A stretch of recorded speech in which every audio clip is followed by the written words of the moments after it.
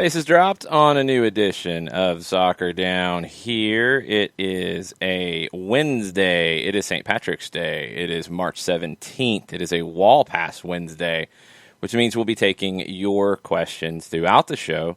We'll prompt you at certain points. There's some talking points here today. Real Madrid, are they for real? Are they a contender? Some people argue they are. Chelsea Atleti. John rolls his eyes at that. Good start to the show. There we go. Zinedine Zidane and quite a few other people would like to argue with your rolling of eyes, John. I was rocking my head. I was not rolling my eyes. I was in thought, sir. Yeah, okay. So much negativity in the first. I know, really. Seconds. You bring up a team that's got a whole bunch of Champions League trophies. Are they a contender? No. We'll see. Chelsea Atleti, are they contenders? And who gets out of that series? That's going to be a good question. Alan Franco, we'll get into updates on Alan Franco from Independiente and his potential move to Atlanta United. MLS updates. Alianza Lima appears to be back, possibly. John's favorite place, the Court of Arbitration for Sport, that, you kind of downplay them, John. You act like they have no standing. They might be putting a team back into the first division in Peru after the league's already started for the season. That's some power. That is some power. I think the thoughts on CAS is going to have to go away these days, or TAS, depending on where you're looking at it. Lots of stuff. If you guys have questions, you can get to us in a variety of ways. Email soccerdownhere@gmail.com. You can get to us at soccerdownhere at Twitter, or at soccerdownhere on Twitter. And you can also join the Twitch pitch, twitch.tv/soccerdownhere. Let's start with the game yesterday. I think Atalanta didn't help themselves in this one. I didn't like their approach. I still don't necessarily understand why they didn't start Zapata and Muriel up top. I thought they were poor. And yeah, it's a gift, but Real Madrid makes it difficult for Atalanta to do much of anything, and they reach the quarterfinals. Again, it is the first time in 3 seasons. It was clinical. It wasn't pretty. Vinicius Jr. had opportunities to be pretty, but he couldn't find the final product. It's a good win for Real Madrid. Luka Modric said the important things we get through to the last 8, which we haven't done in the last 2 years. Luka said, we've shown tonight there's still a lot of hunger within this team and that we want to continue to win. We're capable of going really far. John already made it clear with his facial expressions that he thinks that's a load of bunk. What about you?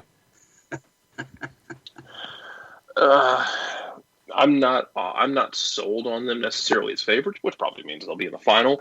I think they right there with you. I think they are still a dangerous team, if for no other reason you have an obscene amount of talent and experience who have all, to abuse the phrase, they've been there before. Mm-hmm. I think they did get helped out by the way Atalanta approached this game. They did. I did not expect the mistakes, like really bad mistakes, that kind of took themselves out of the game. So, I think that helps. But again, like a team like Real, you give them those mistakes, and they're going to take advantage of it. They're going to take advantage of it probably as efficiently as anyone on the planet. When it comes to going toe-to-toe with, some of the bigger clubs, I don't know how much I really love their chances.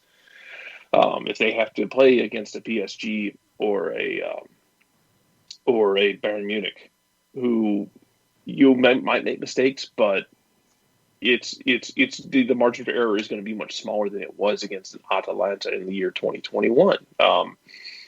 So yeah, they're still dangerous. I won't write them off, but they're not my favorite. What if they played Liverpool or Porto or PSG or Dortmund?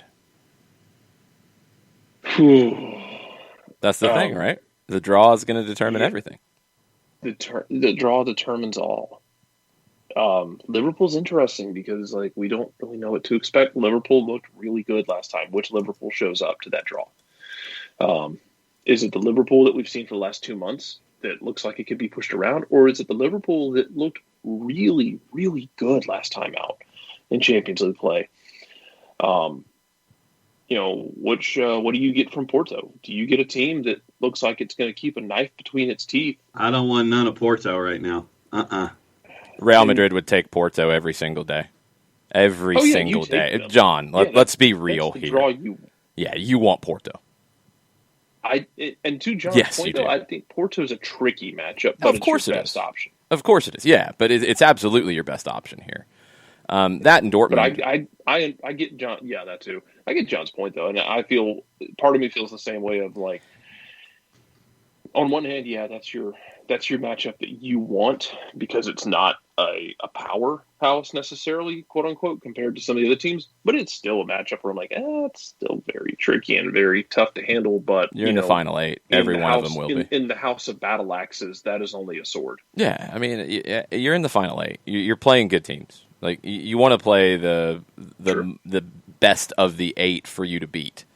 Porto would be that team. Porto would absolutely be that team. So yes, Real Madrid will be sitting there pulling to face 38-year-old Pepe. Yes, because get the frozen envelopes ready. You can't bet on. Yeah, they absolutely will. You can't bet on Pepe having the game that he did again 2 more times against you in the quarterfinal. You want that matchup. You wouldn't mind Dortmund, although Haaland obviously is scary. They're going to give you opportunities. You'll bet on your defense. And that's the thing about Real Madrid, that I don't necessarily trust them either. But the thing about it is they do have that pedigree. And they have shown when these moments of adversity have come up and they've been questioned that they've been able to answer it.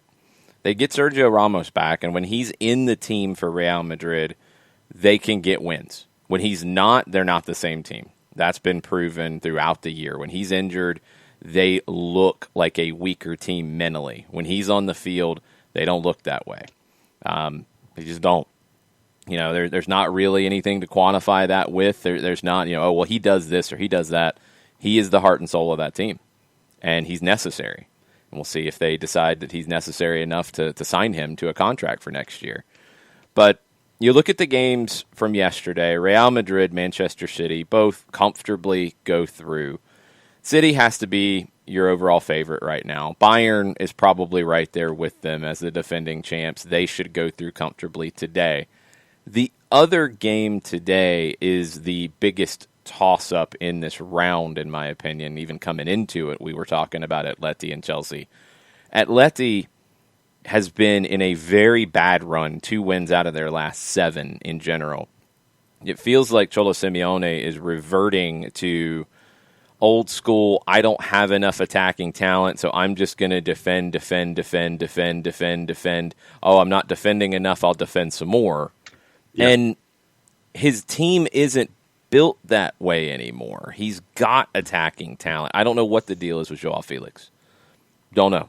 Don't get it. Don't understand it. Don't know why he's not more of a focal point here. Luis Suarez, perfect signing, perfect get. He can get you the goals that you need in these moments, but he's got to have some opportunities. You've got to commit a little bit going forward. And this is going to be a tough one against a Chelsea team that has been incredible defensively under Thomas Tuchel. Atleti's got to open up, and we'll see if they can handle doing that against a Chelsea team that has grown in confidence. Yeah, and that's the question for me, is which type are we going to get? Which version of Atleti are we going to be getting today? And, Chelsea has some absences today through suspensions and injuries. There's no Mason Mount, there's no Tammy Abraham, but the depth of the roster that has been assembled. And as you can tell, Trooper's a big Chelsea fan today. Trooper's a huge Chelsea fan. So, despite the absences that Chelsea has coming into this match, I think that Chelsea right now, with how they're playing under Tommy Tuchel, for me, I'm looking at them making their way through just on recent form. You mentioned Atleti winning 2 of their last 7, but I'm looking at Chelsea in this one, even though this is going to be the tightest one of the games in this go-round. What does Atleti have to do here, Jarrett, in your opinion, that they haven't been able to do lately? It's just been so disappointing where they were looking like a different Atleti. They looked like they were cruising in the league. They've lost that, and 2 wins out of 7 isn't good enough to get to the quarterfinals of the Champions League. I don't know what you've got to do. I mean, it's the broad, easy answer that doesn't help anybody is you should turn this around. But again, broad, easy answer doesn't really help anybody. I don't know why they've kind of reverted form a bit, but I threw my lot in with this team a couple of weeks ago, so I'm kind of tied myself to this ship. And if it sinks, it sinks. But I have, I have questions about how they, how they deal with Tuchel and that defense. About can they generate enough? Because you're down 1-0. You can't just sit there now and decide, well, we're just going to play really defensive. And no, Chelsea's cool with that. Chelsea's like, yeah, cool. Here, you can have the ball too. Go ahead. Now here's I think we play 90 boring minutes. We're good. Here's a couple of things coming into this. Jorginho, Mason Mount, both suspended for this.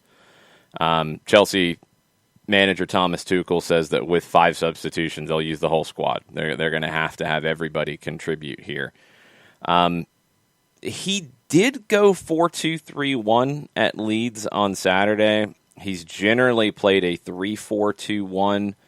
I would imagine that without Jorginho, he probably will go 3-4-2-1 here, get one more defender into the group. It'll look like a line of 5 quite often. That makes it a little more difficult for Diego Simeone to figure out the plan here. But I think the game comes down to the flanks. Simeone, I don't think he had Trippier or Carrasco in the game against Chelsea in the first leg. He's got them back, and we've seen Kieran Trippier be such an important player for Atleti and providing that service, feeding Luis Suarez, making it, taking a little more pressure off of the central midfield, which is really good for Atleti with Marcos Llorente, Thomas Lemar, and Koke. You've got to get them not feeling like they have to cover all the ground. They have to both defend and get forward and penetrate and create opportunities. You need those opportunities to come from wide places. And I think it comes down to if Chelsea goes Marcos Alonso and Reece James out wide, Trippier and Yannick Carrasco, that's going to be the matchup that decides it. If the better of the play comes from Atleti, from those positions, they can turn this and they can beat Tuchel for the first time at Chelsea. If you're not getting that service from wide, they won't be able to do it. The other question for Chelsea is what do they do up top? Do you go back to Olivier Giroud, more of a traditional number 9? Do you continue to roll with what could work really well but isn't consistent in Kai Havertz as that number 9? Don't know. Not sure which direction he'll go. I tend to think with a 1-0 lead coming into this, knowing what Atleti can do with Luis Suarez up top, they're going to be a little more conservative. They're going to have a little bit less of the ball, I think you would expect here. So you're probably going to want to go with Giroud as that number 9. It can be a little bit of a hold-up player for you, a little more traditional, good on set pieces. I think that's what Tuchel will do here. If he does that, he's got to win the flanks. I think it comes down to you've got to win the flanks with Marcos Alonso and Reece James.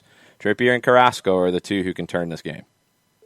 No, and to your point about Olivier Giroud, it seems that in big games on the largest stages, we always see a player like Olivier Giroud stand out in these moments. And I think that this is another one of those opportunities for him. And, a lot of the time with a player like Giroud, you forget about the impact that he can make. And then you see it again, and then you're like, oh, yeah, I remember that guy. But the thing is that he always, it's in these big games, he's always that kind of a player. So I think that for me, I'll be looking at what a guy like Giroud can do today on this kind of a stage too. Are we even looking at Bayern and Lazio? Are we even paying any attention here? Are we just looking to see if Robert Lewandowski scores 20 goals? That. Let's see. Just to check, just to double check. Wow. Okay. Yeah, that has grown. Juice boxes, Bayern at a minus 286. Lazio has gone up to a plus 679. That was in the high 400s a little bit ago, and now the draw options at a plus 500. Lewandowski's got 38 goals for the year in all competitions. If he gets 2 against Lazio, which isn't a crazy possibility, he could go to 40 for the year. Pretty ridiculous. Manuel Neuer's sick. Didn't train on Tuesday. Possibly available. Kingsley Coman has a muscle problem. I would imagine that neither one plays. If there's any question about them, I would imagine that neither one plays. Going forward in Champions League, the draw for the quarterfinals, followed by the draw for the semifinals, is March 19th. Quarterfinal first leg, April 6th, 7th, so you'll come back from the international break. You'll play domestically that weekend, then you'll go straight into the quarterfinals. The second leg of the quarterfinals, there won't be the big gap in between. It'll be the following week. So April 6th and 7th, April 13th and 14th. On the Europa League side, the draw for their quarterfinals, followed by the draw for the semis, will be also on Friday, an hour after the draw for the Champions League. The other game we didn't really talk about yesterday, I mean, there wasn't much to talk about it because they put it away early. Manchester City, solid win, 2-0 over Borussia Mönchengladbach, who didn't really seem to want to be there. I think the questions have to continue to grow about why you do what you did with Marco Rose announcing he's leaving in mid-season, in the middle of a campaign, because they have went into the tank ever since. And I don't know if you can really even continue the rest of the year with them. I don't know the financials. I don't know what that looks like, but it's awful. Amazing goal from Kevin De Bruyne. Good goal from Gundogan. And, you know, this is seemingly, Jarrett, the best opportunity for Manchester City to win the Champions League. When Pep arrived, club told him, goal is to win the Champions League. He has not really been that close. He hasn't even gotten to a semifinal. This feels like the year that they are the favorites at this point. It feels like it. There's always, Bayern Munich just looms over this thing like a shadow. But aside from that, especially when you factor in form, it has to feel like this is their best shot, like you said. This is their best chance to do that. Who knows how that ultimately shakes out going into the next round. Again, matchups determine everything. If you get Manchester City matched up with Bayern Munich in the next round, then we start having some very, very weird conversations about a really fun draw. But if they get a Porto in the next round, that sort of situation, you really like their chances. Just depends on the draw, I think, going forward in terms of how you feel about it. Just you want the easiest path possible. Never apologize for easiest path. Easiest path you can possibly get in these situations. 100%. That's what you want. That's what you're looking for here. You want it to be as smooth sailing as possible. For Manchester City, at least, they don't have to worry too much about league. You're good there. You've got some domestic cups that you'd like to win. You could end up with 4 trophies on the year, but Champions League is the one that you'll take over anything else. And I think where Manchester City is, months ago, they would have even taken the Champions League over the league. I think they're at that point where, Pep has shown what he can do domestically. They'll take league trophies every year, don't get me wrong. He's always said that no matter where he's been. That is the measure of the best team. That is the measure of a successful season. But they've been there and they've done that. And they've done it in style and with huge point totals. Champions League is the trophy that has eluded them, and eluded him specifically since his last one at Barcelona. So I think it's all guns pointing towards Champions League for Manchester City. And we'll see if they can get it done. The draw is going to be vital. I mean, like Jared said, if they get Bayern in the quarterfinal, they could go out there. And it doesn't mean that it was a failure. It doesn't mean it was all bad. It means they had a really tough matchup against probably the other favorite in the quarterfinal rather than the final. That can happen. It happens all the time. As Walchara points out in the Twitch pitch, Sergio Aguero was complaining coming off the field about players not passing to him. I think it just reinforces that he's not back next year in Manchester City. I think he will end up in Barcelona if Messi stays We'll get into Barcelona stuff in a minute. The drama from yesterday was not nearly as dramatic as people made it out to be. They were able to sort all that out. Joan Laporta will be the president and probably sworn in or elected in or signing paperwork or whatever it looks like in Barcelona later today. But I think Agüero's gone. I mean, he's in his final months of his contract. I don't think he re-ups there. I think they're going to look to get younger. I mean, they've been linked to Haaland. They've been linked to Lukaku. They'll be linked to everybody. I mean, Manchester City can do what they want if they want to go get a traditional number 9, or they can do what they did here that turned some people's heads yesterday, and they're like, oh, look, he's tinkering again. Look at Pep. Maybe he's thinking too much. It worked out pretty well with Kevin De Bruyne as a false 9. Yeah. So you could go a lot of different directions. They will add a number 9. I don't know if it will be Haaland or Lukaku, or if it'll be somebody a little bit lower down on the list than that. We'll have to wait and see. But the draw will be everything in the Champions League. The draw Friday will determine everything because it can make a favorites path get so much more difficult. It could make a underdog's path so much easier, potentially, to see a surprise finalist. You never know. Coco asks if City could look to get Timo Werner if they miss on Haaland, or would Chelsea never sell to City? I don't think Chelsea and City would never do business. I don't really think there's anything there. I don't know if Timo Werner's the guy that they would necessarily want. I think they could do better. I still think if Chelsea's able to pull off getting in Haaland, sending Werner the other way along with cash would make a lot of sense for everybody involved, and we'll see if they can pull that off. Katie says, Blurg, City. They probably deserve to win it based on how they're playing, and Pep deserves it, but can't stomach it. The thing that I can stomach about it is the work that Pep does. I mean, the quality of play. You can not like the club. You can not like how they've come out of nowhere. You can not like the ownership. I mean, you can take your pick of whatever you don't like there. But the football on display, it sets a standard. I mean, it just does. It's the kind of football that I love. I think what he has done from a coaching perspective to change the game in the last 12, 15 years is incredible. So I have a lot of respect for the way they play, and that overrides it for me. He absolutely deserves it. We'll see if he can get it done. I mean, it's not that easy. You can deserve a lot of things and not get them. He needs a little bit of luck in the draw. He does, because you don't want to, even with the league comfortable. I mean, you don't want to have to go through Bayern, the winner of Chelsea and Atleti, and Real Madrid or PSG. PSG, I don't think it's as big of a deal as Real Madrid. You really think PSG is a bigger deal than Real Madrid? I've got them. I ranked my 8, and I've got PSG at 3 and Real Madrid at 5, with Chelsea, Atleti at 4. Why are you disrespecting Luka Modric so much? I admit that I'm looking at past performance. I know that with Sergio Ramos that they are a different club. And wait a minute. Past performance, and you're dismissing. League is what I'm looking. I'm looking at league inconsistency. Okay. That's where I'm looking. And your PSG? I know. Yeah. Exactly. Yeah, I know. Yeah. The discussion we had about PSG and Leon and Lille. I'm trying to get to the bottom of your dislike for Real Madrid. That's all. Yeah.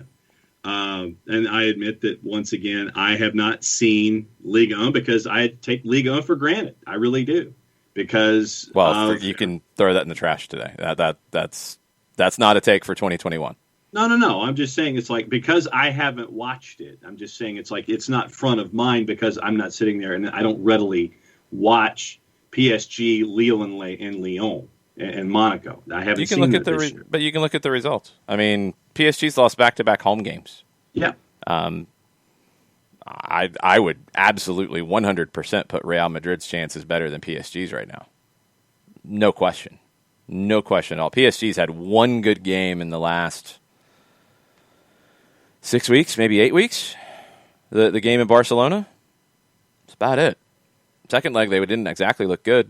Real Madrid beat Atalanta over 2 legs. Mm-hmm. Like, beat them in both legs. Yeah, and didn't having Sergio Ramos back a lot sooner than a lot of folks kick. anticipated. To have that heart and soul makes a difference. Real Madrid's a better team in Champions League than PSG. You've got guys who've won the trophy. They know what it takes. That always means something. So I think it's Manchester City. It's Bayern. I don't think there's much argument about those two being a little bit further ahead of everybody else. I would go potentially, and I want to see how it goes today, first off, because if it's Chelsea, I'd probably go with them third. Yeah. If it's Atleti, I would go with Real Madrid ahead of Atleti in the Champions League. I would too. And I know in league form there it's the other way around, but in the Champions League, I would. Wait a minute. So you would change your thing to go Real Madrid ahead of Atleti if that happens. If Atleti goes through, yeah. But you'd have PSG ahead of both of them. Right. Okay. But like it's 3, 4, and 5 for me. That's fine. It's tight. I'm not saying that this is like a boat race here. I'm just saying that it's 3, 4, and 5 for me. It's like we talked about groups with MLS yesterday. I've got groups with Champions League. I've got an A group, a B group, and a C group. My A group is Manchester City and Bayern. My B group is PSG, Chelsea / Atleti, and Real Madrid. And my C group is Dortmund, who's like a C+ heading to the B, Liverpool, who's the same way in Porto as my 8 would be in the C group. John, Ricky Ricardo says you're a UK snob. Okay. And you question Modric's financial improprieties, according to Katie Weaver. Sure. Yes. Maybe that's what it is. There you go. Yeah, I disagree. We'll see what happens. PSG has the talent, but we'll see if they can turn it on. I don't know what's going on with Pochettino at PSG. I don't know why it's so inconsistent. Jarrett, what's your top 4 teams in Champions League to win it?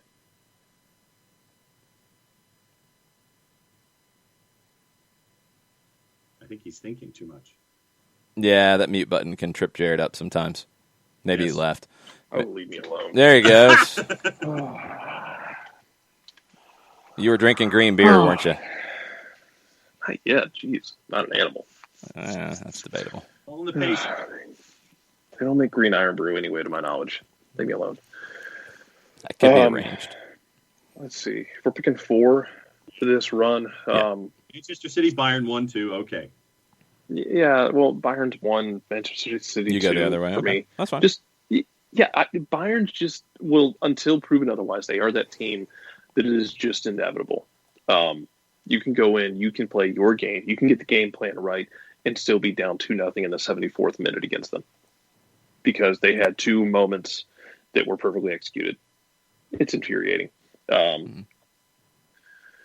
them, so Bayern City, then honestly the rest of it, I'm inclined to put PSG 3, even though I wasn't really sold on the way they finished off Barcelona.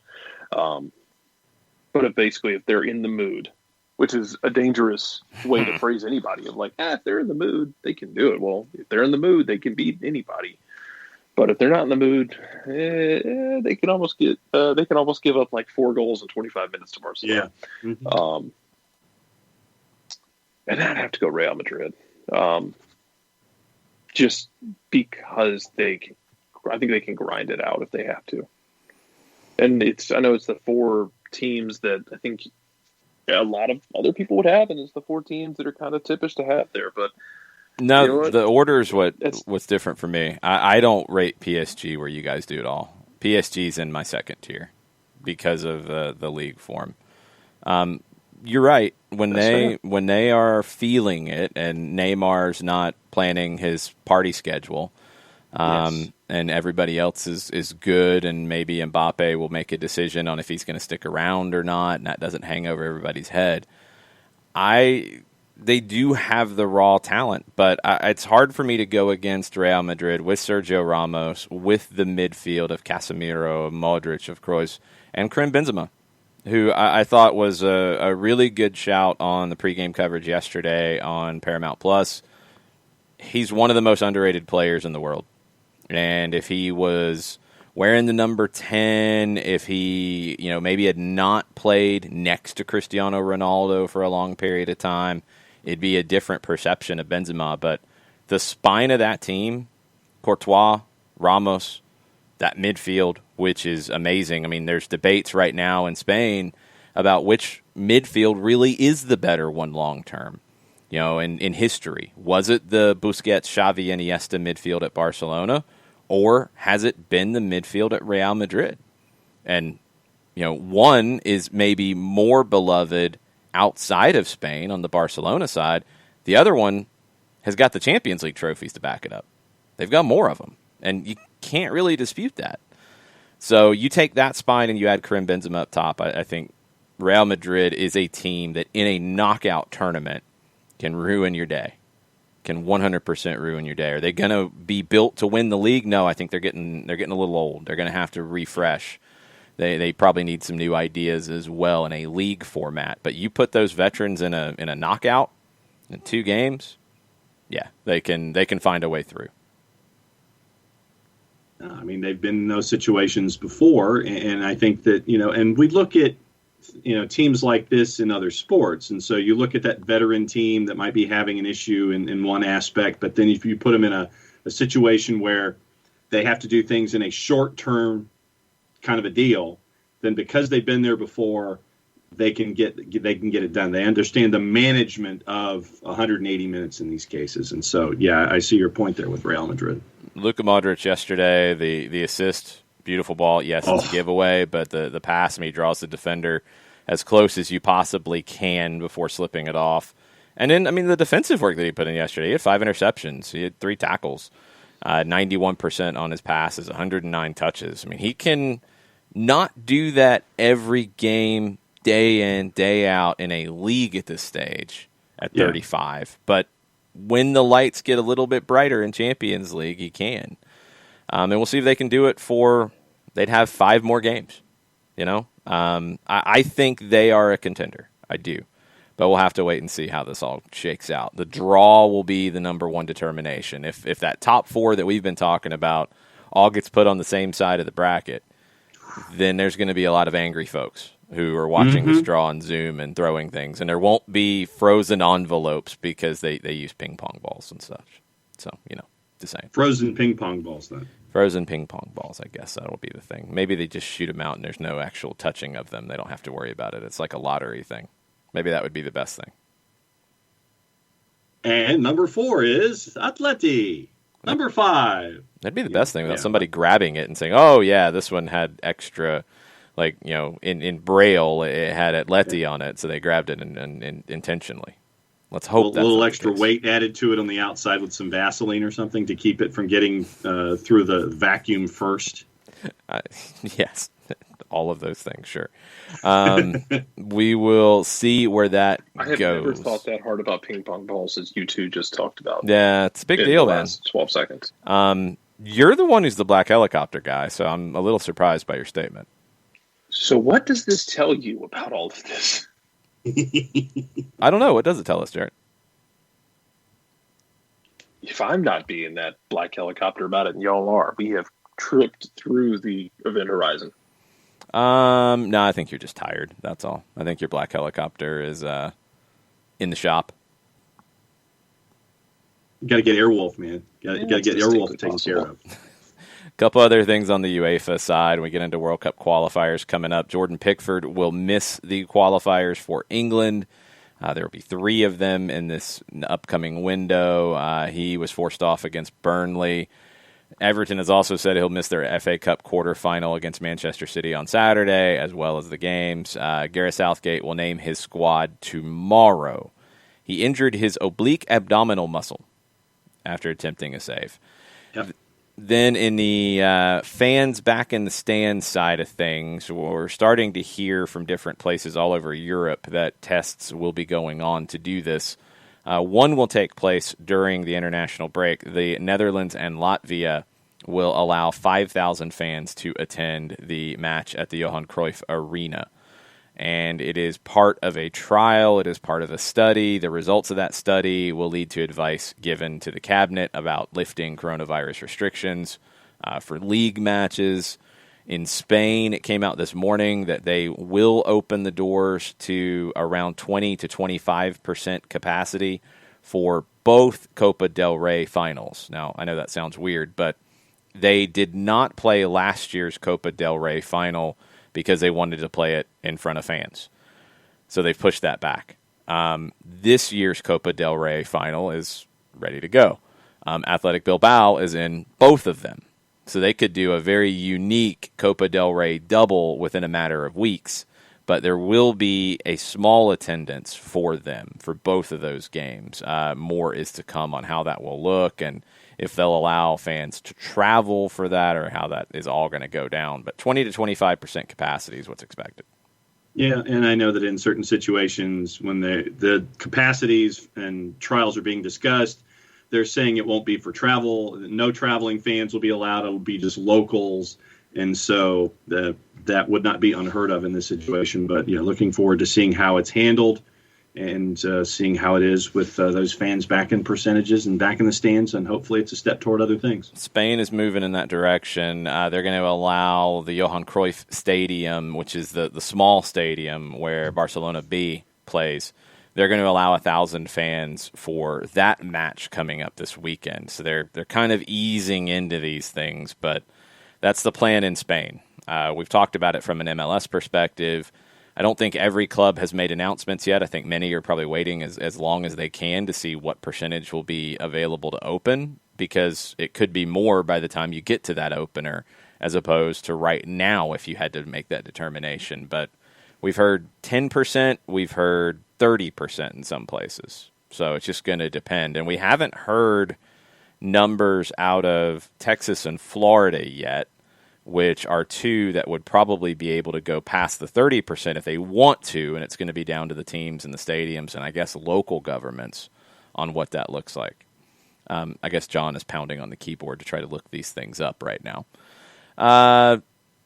Jared, I guess we're edging back into what's looking normal. It's going to be weird for some of these leagues. Like we're going to see it in England the last couple weeks of the season. They're expecting fans. You've had a whole competition with nobody in the stands. That has affected matches. It has affected home field advantage. It has had an impact. And now, for example, Newcastle and Fulham on the last match day in England, there might be fans in the building, and that could play a role in who stays up and who goes down.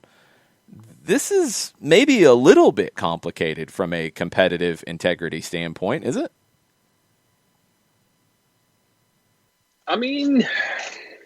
Yeah, when you start really getting into it, maybe so.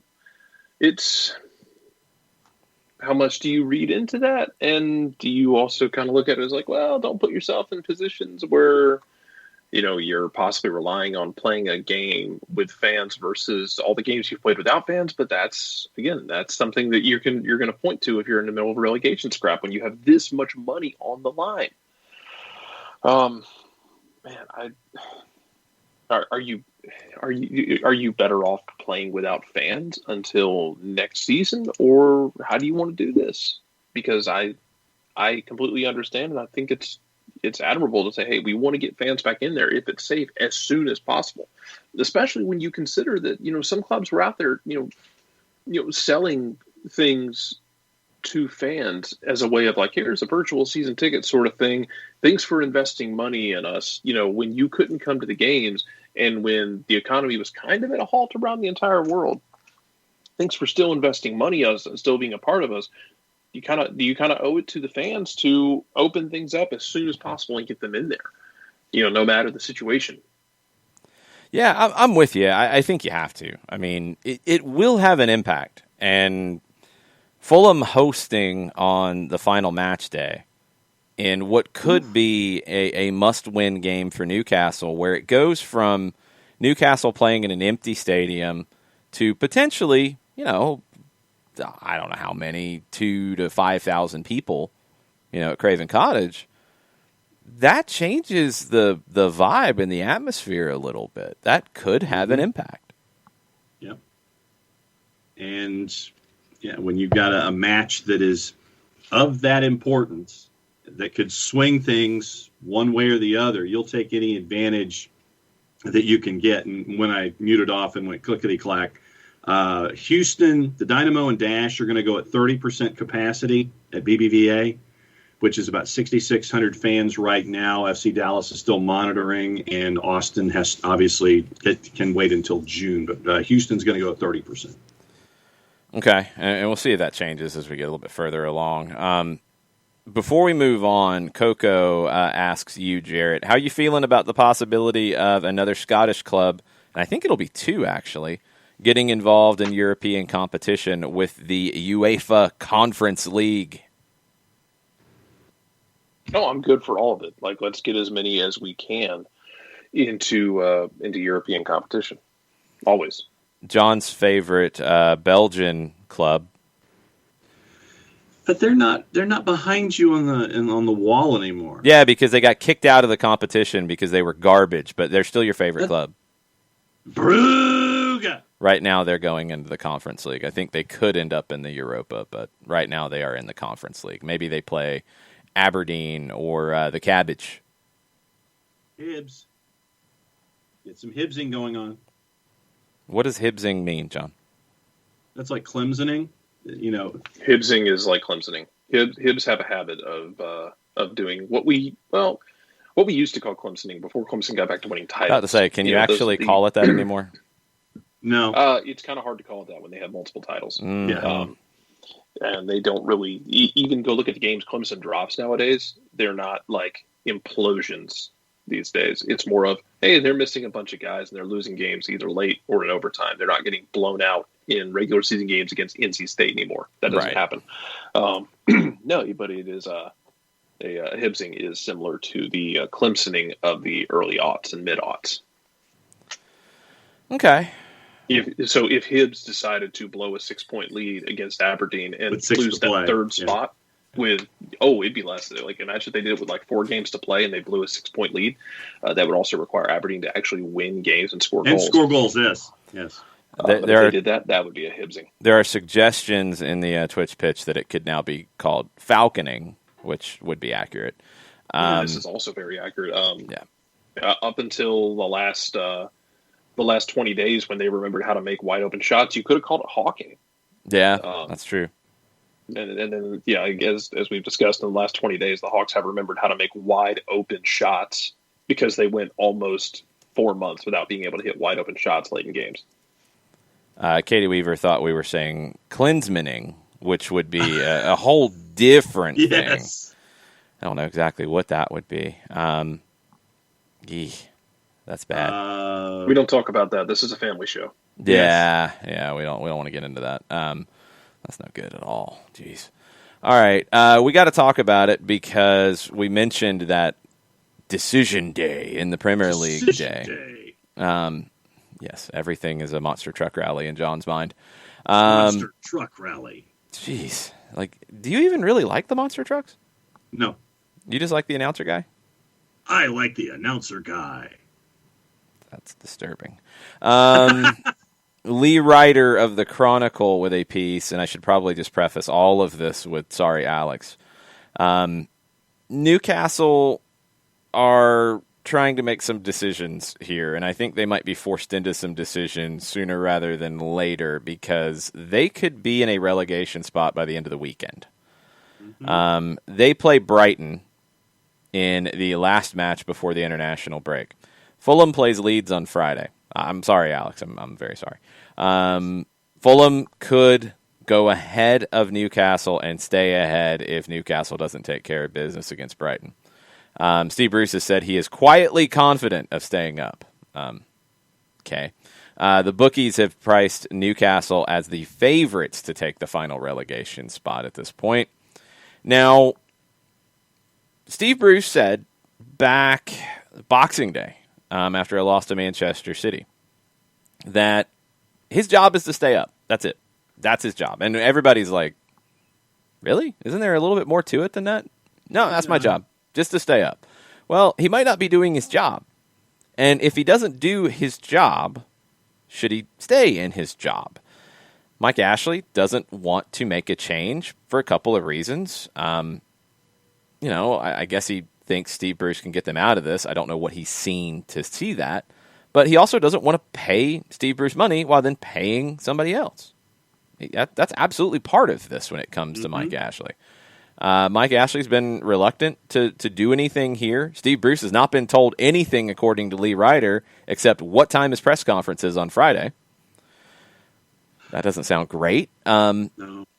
Newcastle, just like everybody, finances dented severely. No money coming in. There's uncertainty on the takeover front. Now, this is where Mike Ashley is up against a wall, because you can look at it and say, well, he doesn't want to hire somebody on a long-term deal, and the new owners have to take that. Okay? That's understandable.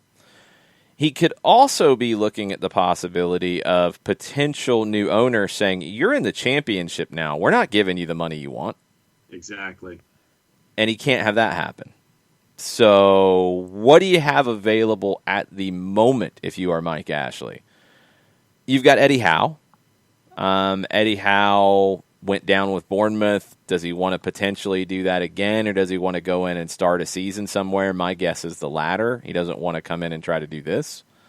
Mark Hughes, the talk on the football circuit, according to Lee Ryder at the Chronicle, is that Mark Hughes is desperate for another job in the Premier League. Yeah.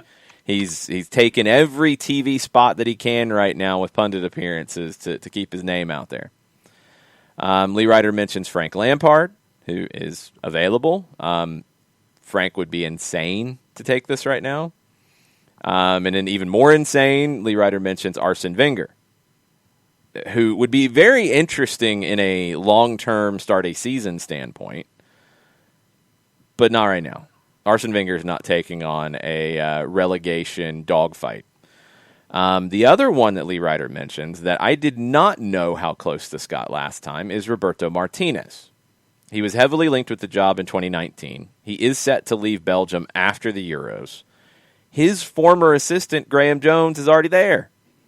So what you could see, and this would seem to be what, in my opinion, will happen if they are in a relegation spot at the end of the weekend. Steve Bruce is fired. Graham Jones is the caretaker. Roberto Martinez comes in next year. Yeah. That's what I think happens if they do not stay in a safe spot this weekend. I think that's the move you make. That way you're not necessarily committing to a new long-term manager in case an actual takeover happens, which is who knows how likely that is. You have somebody who can be the caretaker, who is competent, and you have an idea of where you want to go. I think that's the way they go. Yeah, and Graham Jones was brought in a couple months ago, and that was really weird. When everyone was healthy, you saw this. You actually saw Newcastle scoring goals. You actually saw the team passing the ball to one another. It was crazy. Yes. You saw them say, we're not afraid of playing in the other half of the field. We are not thinking that the opposing penalty area has cooties. We are not scared. Yeah. That happened for a little while. Yeah. And, I had thought that when Graham Jones was brought in, that initially I thought that he was going to be the guy, that once Steve Bruce was let go, whenever that was, and I thought it was going to be sooner rather than later, that Graham Jones was being put in there with his philosophies on offense so they could get things done and Newcastle would stay up. But now you're to this point, and it looks like if Newcastle ends up in a relegation scrap and they're south of the bar, then Graham Jones might be put in. But yeah, I think that your point is valid. I think that if Bruce is let go, Jones is your caretaker, and then Roberto Martinez comes in next season. Okay, quickly, Jarrett, 2 questions for you. First off, from DM Tim, is Mike Ashley the Dan Snyder of the Premier League? Ooh. Oh, man. Is he as problematic as Dan Snyder is prone to being? I'm actually not sure. That's why I don't think he's quite that problematic. And it's vilified, but not problematic. Okay, fair enough. It does. Man, dude, I don't know if he is or not. Yeah, I'm going to go no because of the lack of being as problematic. Yeah, that's kind of where I'm at with it. It's close though. I mean, he might be venturing into Al Davis territory if that works for y'all. Johannes says, easy now. You can't be as bad as Dan Snyder. This is coming from a diehard Washington football team. That's true. Washington. Yeah, that's true. That is a real Washington fan right there telling you that. Yeah. It's a whole different level. Now, this one's maybe a little bit better question from Coco. Is Steve Bruce the Rex Ryan of the Premier League? Ooh. I mean, but Rex made 2 straight AFC title games. They're on the back of defense and Mark Sanchez of all people. But I think Steve Bruce is like AFC title games. I think Steve Bruce is latter era Tom Coughlin. Yeah. Yeah. If Tom Coughlin ever started talking about false tens, we'd be in business. Yeah, but he'd do it 10 minutes early. Of course. Ricky Ricardo says Rex Ryan had a better record. Yeah, he did. Rex Ryan had they were completely built on defense. Marvin Lewis, not a lot of offense. Marvin Lewis did better in Cincinnati than most people have ever wanted to ever do in Cincinnati. Yeah, they kept him around, 10 years too long. And I clarified on Coughlin, like latter era Coughlin, where it was the game was past him. That's where I would put Bruce because I mean, all these guys we're talking about have had a little bit of success at different points. Greg Williams is Nick Alifi's suggestion. Yeah, well, but Steve Bruce hasn't put out bounties on players on other teams, though. Not that you know of. True. Yeah, I don't think he has. That's just totally made up. I don't think that he has. I don't think Steve Bruce is putting bounties out on people. No, we didn't know Greg Williams put bounties out until we did. Yeah, I'm not going to accuse anyone of putting bounties out, though. I'm not accusing him. I don't have a lawyer for this. No. That is a joke. Jason Garrett could be another shot for you if you want one. Yeah. Maybe. That's not a bad one. Okay, we're getting close to the top of the hour, so that means a couple of things. Because I've had enough. Okay, well, geez, there you go, Jarrett. I have had my full. Oh no, Jarrett, you can't leave yet because we have a question for you. Oh, God. You were hoping we'd forget, right? Forget what? Jesse Marsh saying it is an honor to be linked with the Celtic job. Go get him. If he wants to come, go get him. Mm-hmm. I think so too. If the him possibly taking it would tell me a lot about the structure of that team on top of the head coach. Yep, then that's what'll decide it. I really think that's what'll decide it. If they're actually going to function like a 21st century football club, he might go. If they're going to function like they have been, he won't. Yeah, he'll have better opportunities. Pretty much. Sad, that's what it comes down to. But we'll see what happens. That was in the BBC today, Jesse Marsh being linked, and he says it's an honor. He said being linked with a club like Celtic 3 or 4 years ago would literally be an impossibility for me. And now this is where I am. I always just try to look at it in terms of what would the project look like. And that's what you're getting at, Jarrett. If the project looks like something that he would be impressed with. And Coco says, Red Bull Glasgow, like it's... Jesse Marsh didn't create the Red Bull idea. Like he's just coached in it. He might not, stick to just that if he goes elsewhere. I'm sure it would be part of his thinking, but he could look differently. Like we're waiting to see what Chris Armas looks like in Toronto. But Celtic isn't structured. Forget the style of play. Celtic isn't structured in the ways that Jesse Marsh is used to working. And he said it in this quote. Would we have similar ideas in how to build it the right way? Invest in the academy, invest in young players, and create this development process that I'm talking about, and not just focus on winning. Obviously, I know that when you're the coach of Celtic, winning is the most important thing. But that can affect what kind of development you have if you do that at the expense of everything else. Yeah. We'll get an idea of how they've structured this organization. Aberdeen's going to be in a similar boat when it comes to restructuring an organization. We'll get an idea how it looks. It's nice to have guys like that linked to you, though, because it's a more progressive option than some others. It's a good one. It's definitely a good one, and it is progressive. I mean, you are talking about somebody with an idea. You're talking about somebody with a vision. You're talking about somebody who's shown that and talked about it. So. Yeah, it would be a step in the right direction after Neil Lennon's just hoof it. Mark Hughes is available. Boot it. Steve Bruce will probably be available too. Hoof it. I'm leaving before I take any more abuse. Probably a good idea. Yeah. All right. See you later, Jarrett. See y'all. Bye. All right. On this day, a couple of things before Mike Conti joins us as well at 10 o'clock. John's got a read to do so he can start preparing mentally. 1958, the first ever greatest hits album was released. There had never been a greatest hits album before Johnny Mathis released it in 1958. And everybody's like, this is a brilliant idea. We can just take the songs we already recorded and put out on other stuff and put it out again and sell it? Genius. 1967, on this day, Billy Corgan was born in a suburb of Chicago, Illinois. What's your favorite Smashing Pumpkins song, John? Oh, I'd have to look.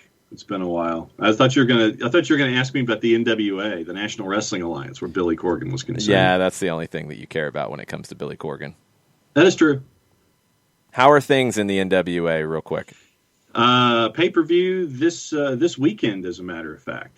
And they're getting back to pay-per-views. There won't be any fans allowed at the pay-per-view, but you'll have that. Plus the tapings of NWA Power are starting all over again, and they've signed a deal with Fight TV as well. Very cool. Kind of fitting on St. Patrick's Day. In 1978, there was the Limerick Civic Week Pop 78 Talent Competition. The winner won $1,000 and a chance to record a demo for CBS Records. And a band who had been previously known as The Hype won it when they were in high school. U2. U2 won the talent competition. They won some cash. They got a chance to record a demo, and then they went on to greatness.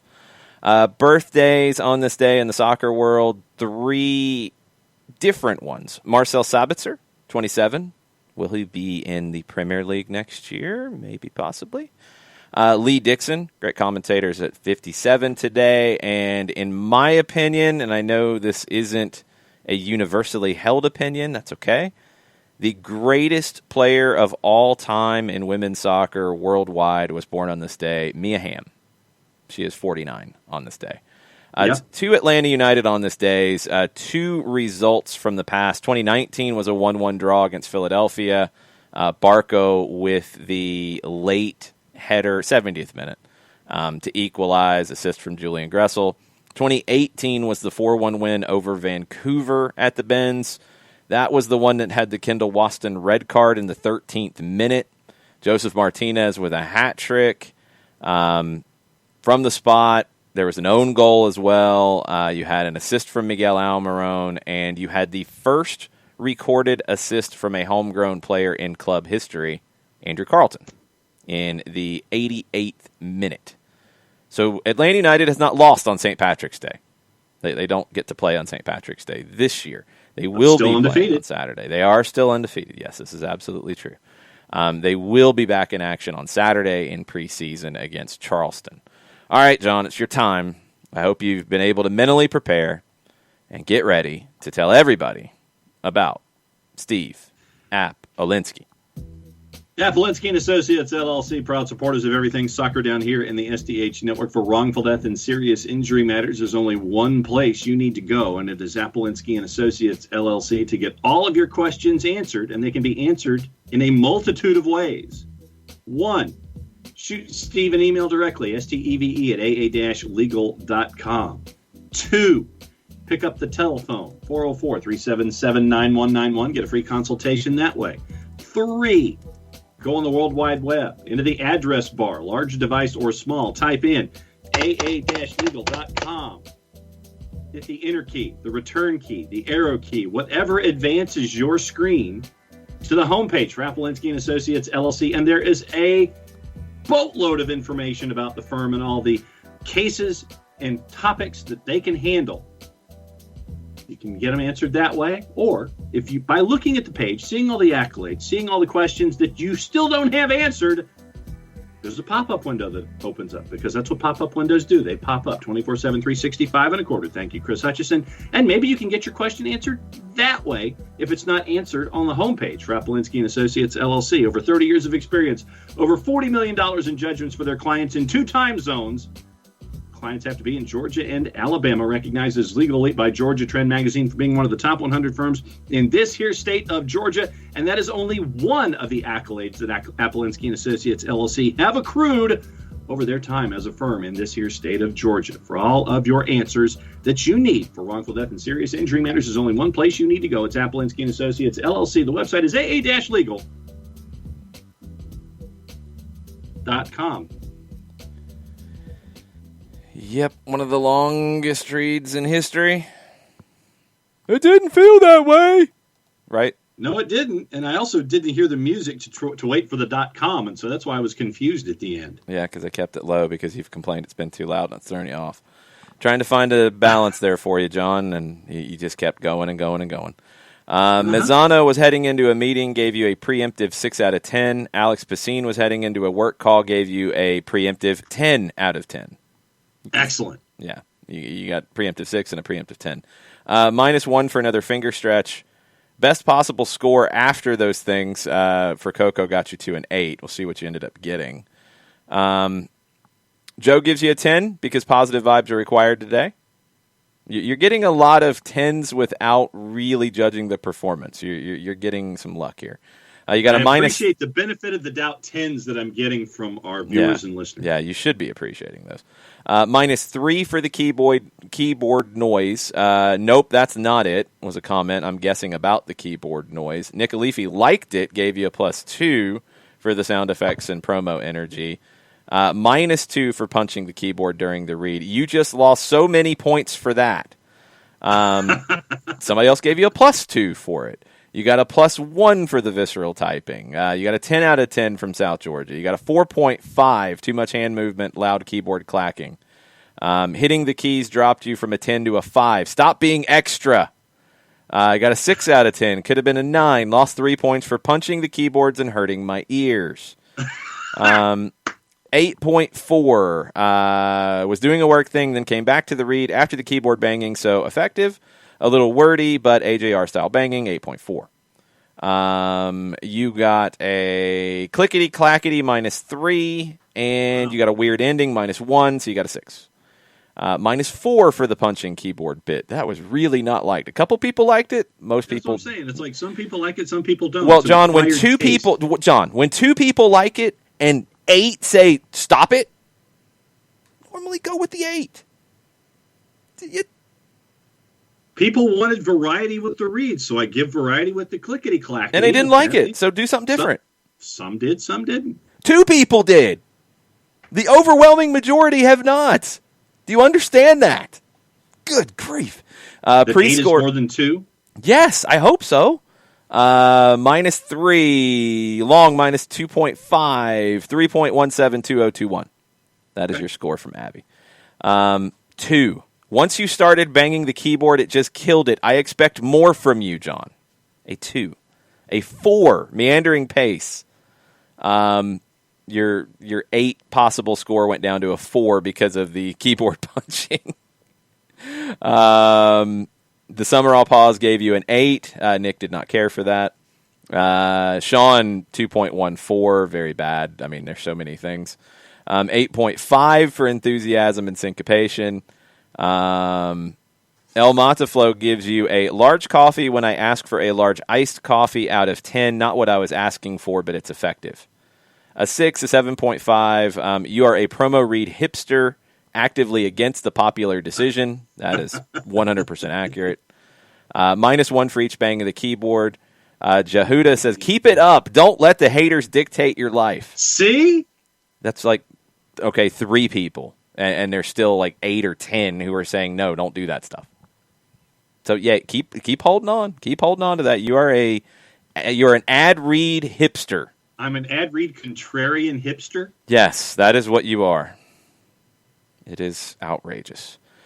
Let's get Mateo on board to get Mike Conti on the line.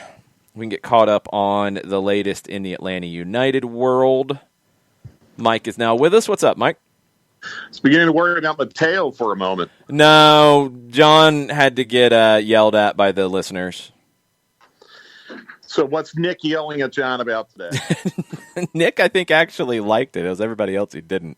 John added sound effects during his read about part of it where you you change it every time about typing something into the address bar. The Appalachian and Associates URL into the address bar. And so instead of saying aa-legal.com, I added the clickety-clackety of the keyboard as an added sound effect for that particular point. As I'm typing aa-legal.com, you're hearing the keyboard as I'm saying it. And so some folks liked it, some folks didn't. No, Mike, 3 people gave it anything positive, and everybody else didn't like it. That's really what happened. I think that's a nice touch. I think it's a nice try.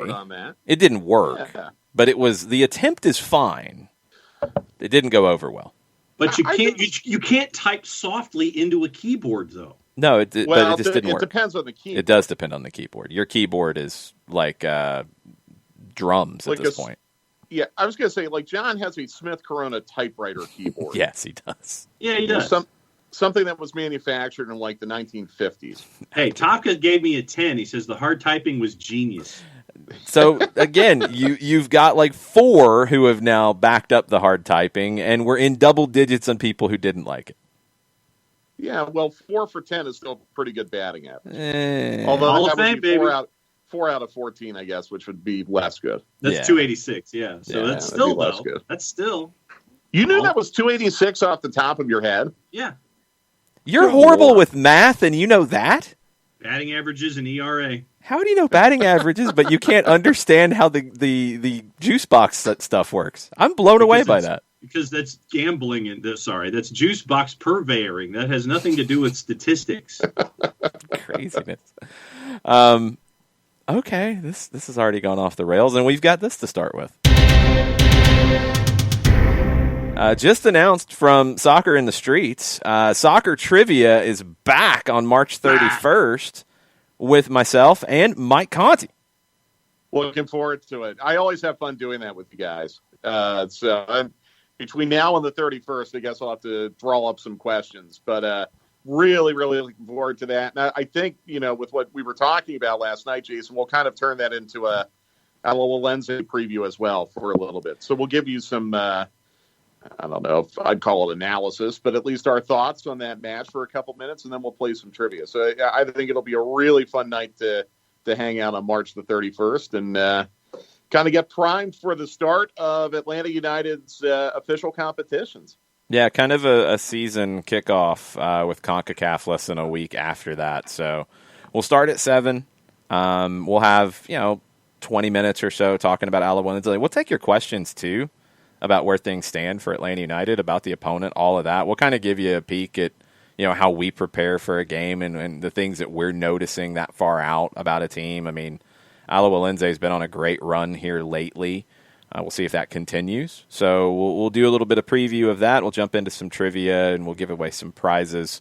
All you have to do to participate is go to the link that I just retweeted from my Twitter at Longshoe. They are at Soccer Streets as well, and you should follow them anyway because they do great things. But you go to the link, you make a donation. It can be any donation, whatever you can spare. Any donation gets you into the game. It's been a way for us to help out an organization that they have done generally big fundraisers with a lot of people and, soccer matches and tournaments and the black tie game. And, in 2020, couldn't really do any of that, could you? So we've been trying to find some ways to help them raise some money in other ways. And trivia has been a lot of fun, but it's also been really rewarding to the organization. Mm-hmm. So, and that's a credit to all you guys who play and spread the word. Yeah, and they're really doing great things, and they've done great things over the last year, even, not necessarily fully soccer related. Yeah. So really happy to help and looking forward to seeing all of you, hopefully, on March 31st. Yep, spread the word. If you can't play, if you're busy that night, no worries. Just spread the word if you can. We want to try to set a record as we get into the season with number of players and also amount of money we raise, because that's always a fun thing to announce. So there are more rumors out of Argentina today, Mike. It looks like the Alan Franco deal is about as close to getting done as you can be on that side of it. Right. Alan Franco's center back from Independiente. who's been linked with moves to MLS before. The LA Galaxy were linked pretty strongly.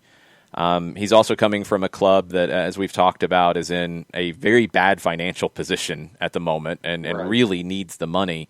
And Atlanta United, I think, has been pretty clear that they really feel like they need the center back. So it kind of meets what everybody needs here if this gets done. Yeah, everyone's a winner. I mean, you hope that you can get them into the country quickly and that you can get the medicals done and they come out in a favorable way. I mean, we've been very, very close to the finish line in the last week or two already with the center back. Hopefully this one works out better. He has no injury history, which is a good thing.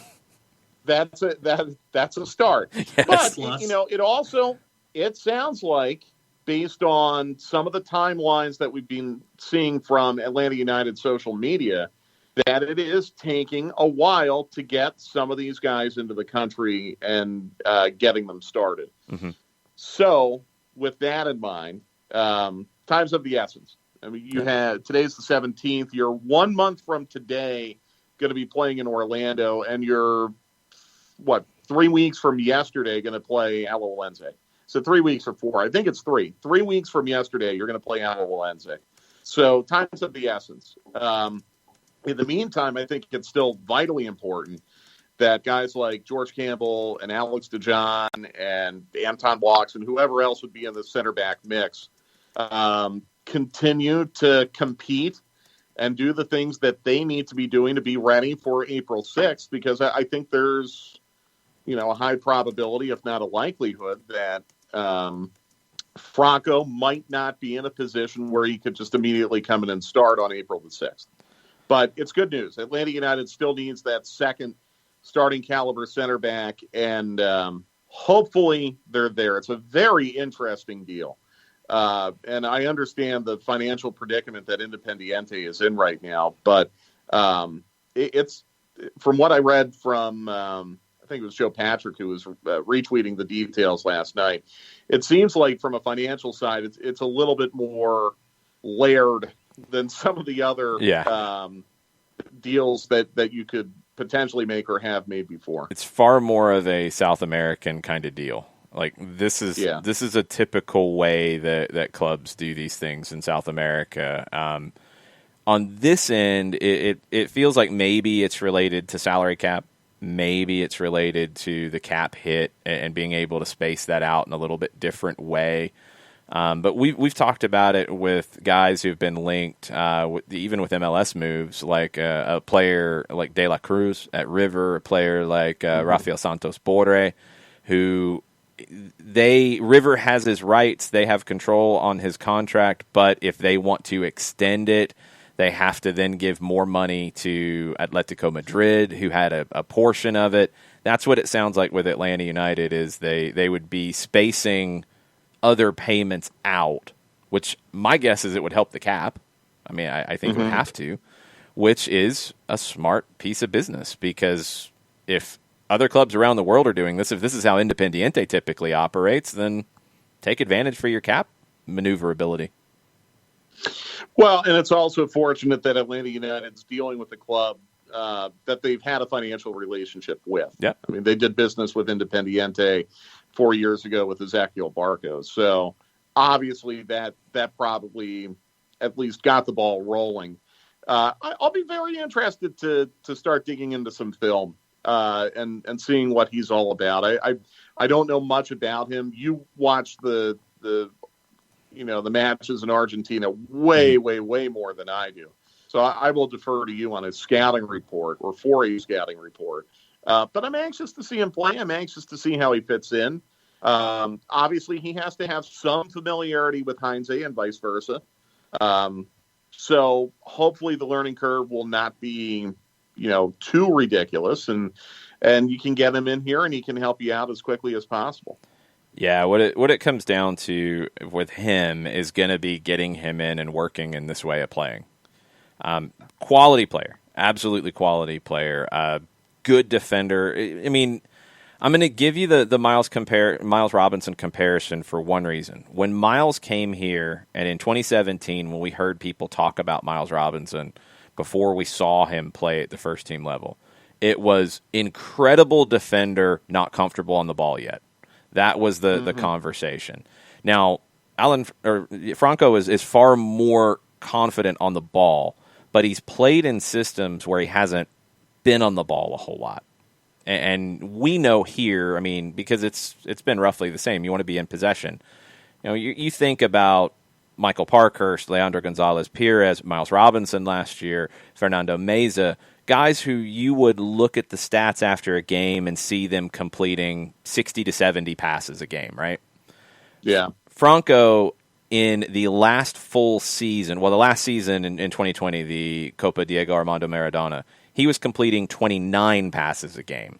The year before that, it was around 40 passes a game. The most that I've seen him involved in the build-up was actually that year that they won the Sudamericana with Ezequiel Barco, where he completed 45 passes a game. So he's going to be on the ball a lot more. He's going to have more decisions to make on the ball. That will be the biggest adjustment for him. That will be the number one thing that he'll have to get used to. And that'll take time. Yeah. And unfortunately, that's something that kind of evolves through playing games.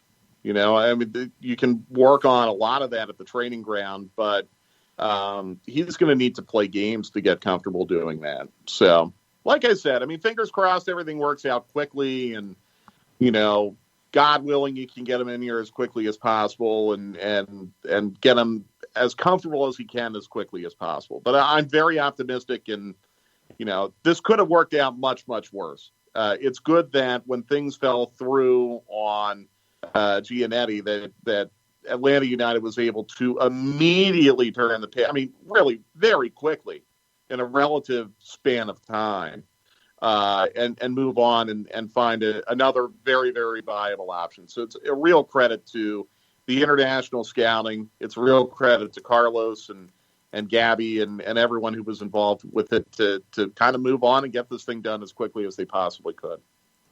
Speaking of playing games, Mike, what did you think of the tightly edited 2.5-minute video montage with Atlanta United and Tormenta from last weekend?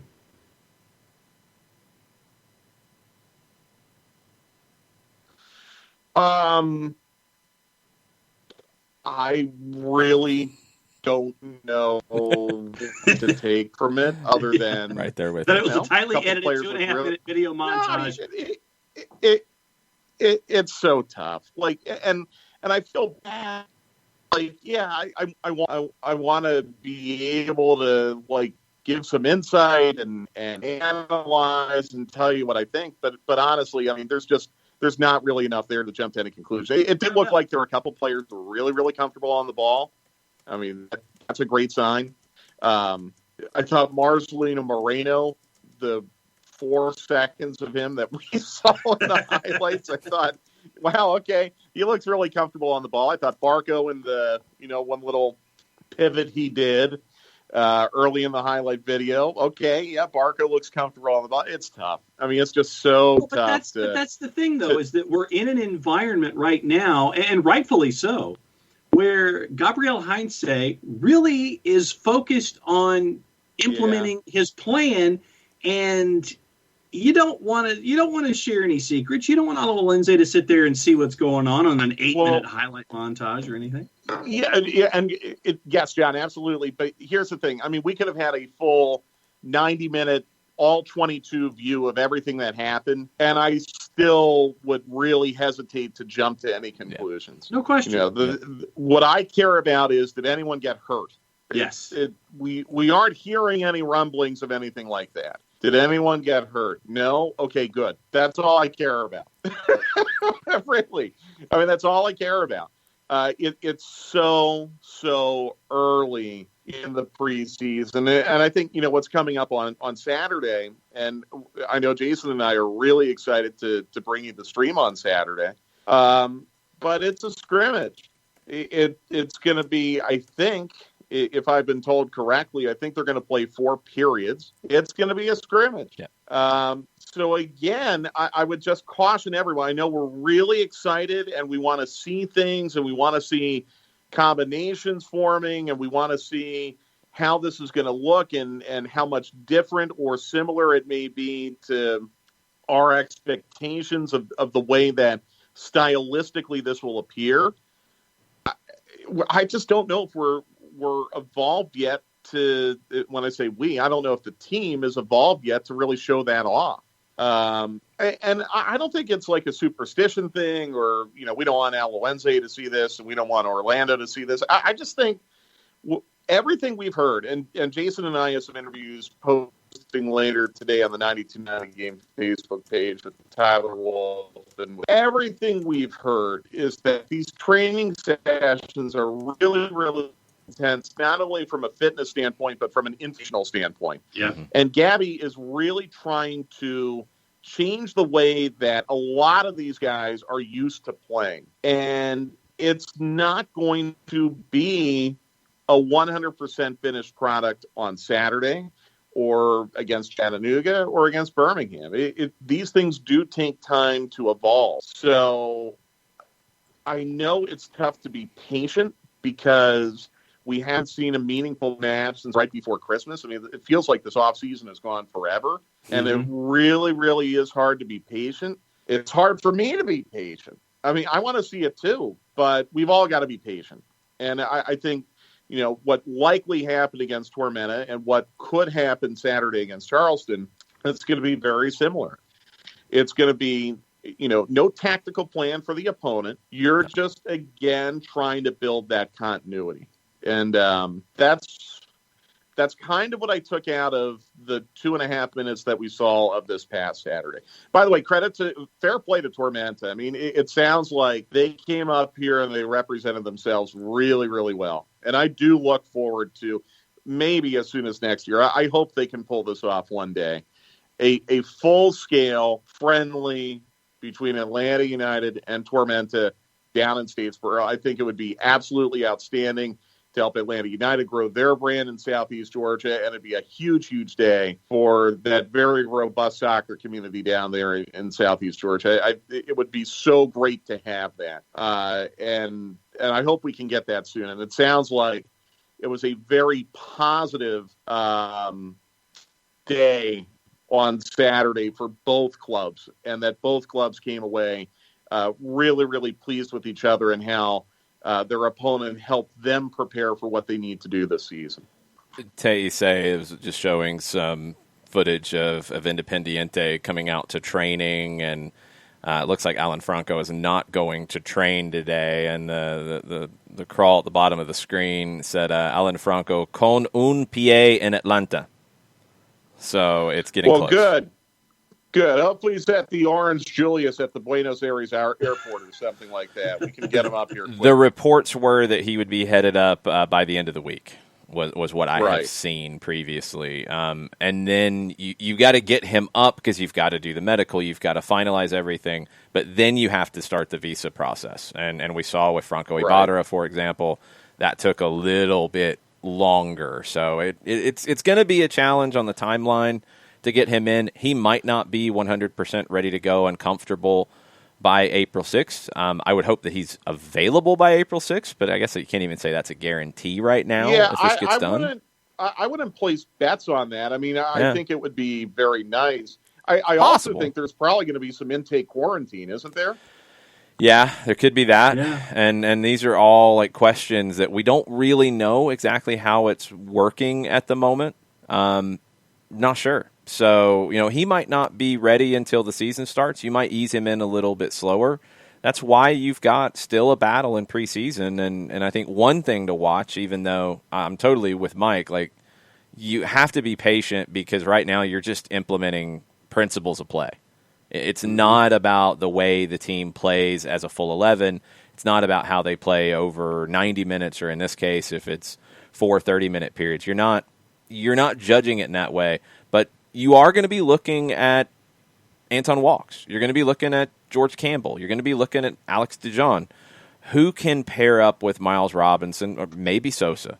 Who can pair up with Robinson in that game on April 6th and maybe even the next week against Alajuelense to get you through, to be strong enough to get you through that where you're not going to be at 100% full strength? Those are things you can start to look at, individual form and individual, I think, grasping of those principles of play, because that's the number one thing that you're working on at the moment is just the way you're going to play and that takes time to build. No, and I mean, I think that's you're right there. The biggest thing is with everyone here, it's about being patient and understanding that you're going to add more folks, and just it's going to take time for all of these pieces to fit together. It's going to take things don't happen immediately. When you're building a house, it's not just something that you just drop a prefab right there and it's going to be the house that you want. It's going to take time to get that house built. Well, I mean, you've made so many changes from top to bottom, starting with the technical staff all the way down to deep roster moves. You've made a lot of changes. You haven't blown it up, but you've made a lot of changes. This is going to take time. But I think the finished product's going to be really, really good. Like, that's the thing. You're right. I mean, it's a prefab house, but once the truck pulls away, and the finishers come in and they do what they need to do, and you landscaping, do everything like that, that it's going to be gorgeous and you're going to get exactly what you want. But I really am confident of that. This finished product is going to be very entertaining. I think it's going to make Atlanta United supporters very, very proud. Mm-hmm. But it is going to take time. And that's why, again, when you ask me about what happened against Tormenta, I mean, I like what I saw in the little snippets of, Mulraney obviously had a huge game. Like seeing Jackson Conley get on the end of one. Like, I love to see all those things. But to me, that could only be, one teaspoon of the entire recipe of what they were trying to bake on Saturday. Right. And that for me is the fun part of all of this is seeing and you guys will get the chance to take a peek at it this weekend, but the build, I think, for me is just as exciting as you see all of the players that are coming in, you see all of the new faces, but for me, seeing the build and seeing that recipe being put together, to continue the food analogy here, to see, because obviously I can't bake worth a farthing and I can't cook worth a farthing. So for me to see somebody cook something and have it be really good when it comes out there and you put it on the plate, that for me is going to be the fun part in all of this. Well, and I think also, now, if we want to dig a little bit deeper, something that we might, that could be a little more tangible that we could take out of this past Saturday and this coming Saturday, I'll give you a preview of our Tyler Wolf interview, which is going up on Facebook in an hour or two. Tyler indicated to us that he's being worked on, or he's being worked at a position that honestly, I didn't really expect he would be in that particular position group to start the season. Mm-hmm. And you'll have to go and watch and see what he tells you. There you go. Emerson Heineman, it says he's working kind of strictly as an 8, with not unexpected, but now we have that clarity. So I do I think I'll be interested to see on Saturday. Okay. Does player X show up in a spot that I wasn't expecting to see him? Does player Y show up somewhere on the pitch where I wasn't expecting to see it? That's something that might be a little more tangible that we could potentially take out of one of these preseason friendlies. But again, it might not be, because Heinze and his technical staff might just be trying things right now. Heinze's got to get comfortable and familiar with this group too. He's only been able to work with them for 3 weeks. So he might be trying to learn just as much about his group as his group is trying to learn about his style of play. It's going to be fascinating to see it on Saturday, just to see the building blocks put into place, and that's what you're going to get. That's a cool glimpse. Being in 30-minute sections, it'll have a different feel. I think it'll have a different kind of flow. There probably won't be much of a flow, but the intensity will be high because of those little breaks. It'll give the coaches time to make points and to make coaching points to their players. That's a really important element of structuring a preseason scrimmage like this. But you're going to get those building blocks of the way the team will play going forward, and they will play out of the back. They will play, if the other team's pressing them high, they will still play out of the back. If they make a mistake, as you see, the I guess coolest Twitter account these days is when playing out of the back goes wrong. I Yes. think that's the accurate one. It's so funny and edgy. I guess what they want is like to just play it long and bomb it and not risk anything and hope you've got somebody up top who can win the ball or win the second ball. And you probably flip a coin to make most decisions in your life. What you do is you build out of the back to actually do it properly, to create better scoring opportunities and not have to get lucky. Does that mean you're going to make some mistakes at times? Yeah, it does. And you can't freak out about them because it is about the way you play more than one singular mistake. And I think those are the things we'll start to see a little bit of on Saturday. Yeah. And if you lose the ball, get it back. Yeah, immediately fly it back and win it back. That will be fun to see. And I think, again, pertaining to Saturday, a scrimmage in 30-minute sections means you're not going to really see anyone gasping for wind at the end of a 30-minute section because you're going to be able to manage the fitness side of it. And that means every second of that section is going to be very intense. And you're going to see a lot of the counter. Well, hopefully you don't see a ton of counter pressing. If you do, that means Atlanta United is conceding a lot of possession. But again, maybe that's something by design. Maybe Gabby does want to see him counter press. I don't know. I all I'm saying is from this past Saturday and this coming Saturday, let's just enjoy it. Let's see if we learn anything, but let's not jump to any conclusions. The big thing is you just don't want to get anyone hurt. You want to be fully healthy and fit for April the 6th, and you don't want to do anything in a preseason, not even a preseason scrimmage that could jeopardize that. All right, we're going to finish with this, Mike. Everybody's doing their power rankings of like different positions right now. I wanted to do it a little bit differently. So I did 3 position groups: defense, midfield, attack. Simple. It's a little different. Like Philadelphia plays 2 up top. Their midfield has 4 versus others who play more of a 4-3-3 or a 4-2-3-1. But roughly, defense, midfield, attack. Let's start with defense. This is the one we're going to talk about today. My top 5 in the power rankings. Tell me if you think I'm insane, if I'm overrating somebody, if I left somebody out. I go number 5, Minnesota, number 4, Columbus, number 3, Colorado, number 2, Orlando, and number 1, Nashville. Well, we agree on number 1. Yeah. Okay. And it's hard to not have Minnesota up there with Opara. I might have had them higher if we know what the deal is with Opara. I might have had them higher, but I think there's still questions. They were still really good last year. I had Orlando too. Yeah. Okay. It's amazing if we would hit the time machine and go back 18 months. And we would be talking about Orlando having the second highest rated defending group of any team in the league. I think we all would have been laughed off the air. They have gotten so much better. Yep. So much better. Who else did he have up there? Yeah, Columbus 4. Who was your 3? Colorado. Yeah. Colorado's a good shout. Colorado doesn't get a lot of credit because we don't see them a lot. That's a really, really good shout. And then Columbus, yeah. The goalkeeper gets a lot of it. I'm sorry. What did you say? No, it's all good. The goalkeeper gets a lot of it with Columbus. I mean, I think the question mark is... Oh, we're counting goalkeepers? Yeah, as part of the defensive group. Yeah, that factors in. Oh, well, then, yes, definitely Orlando deserves to be number 2. Yeah. Sorry, I should have clarified. Gillespie was awesome. Yeah. I'm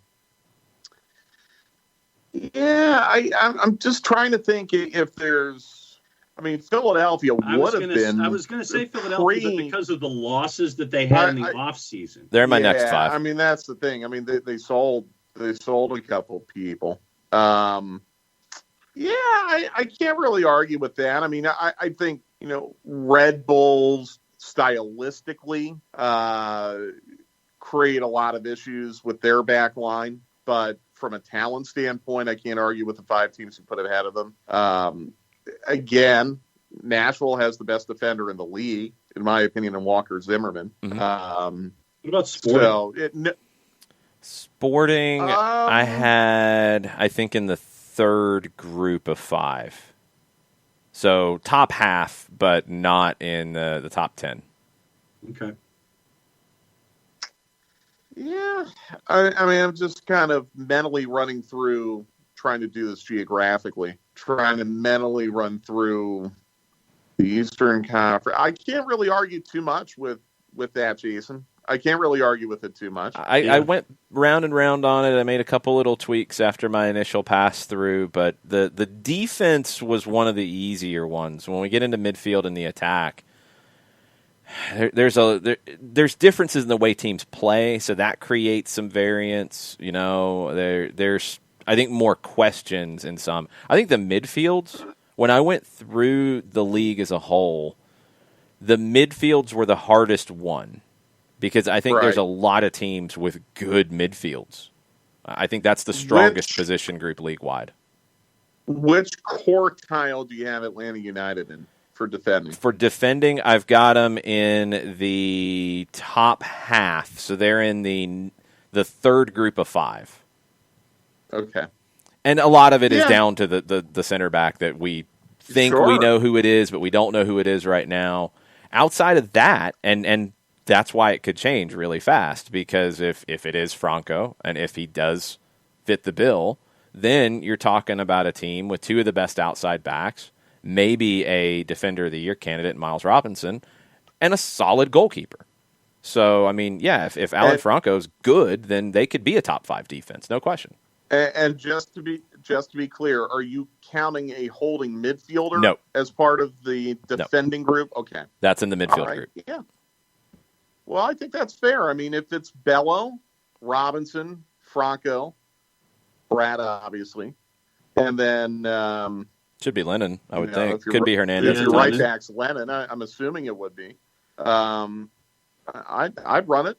You know, I feel pretty good about that, but I just don't know enough about Franco. I've got to see more of him.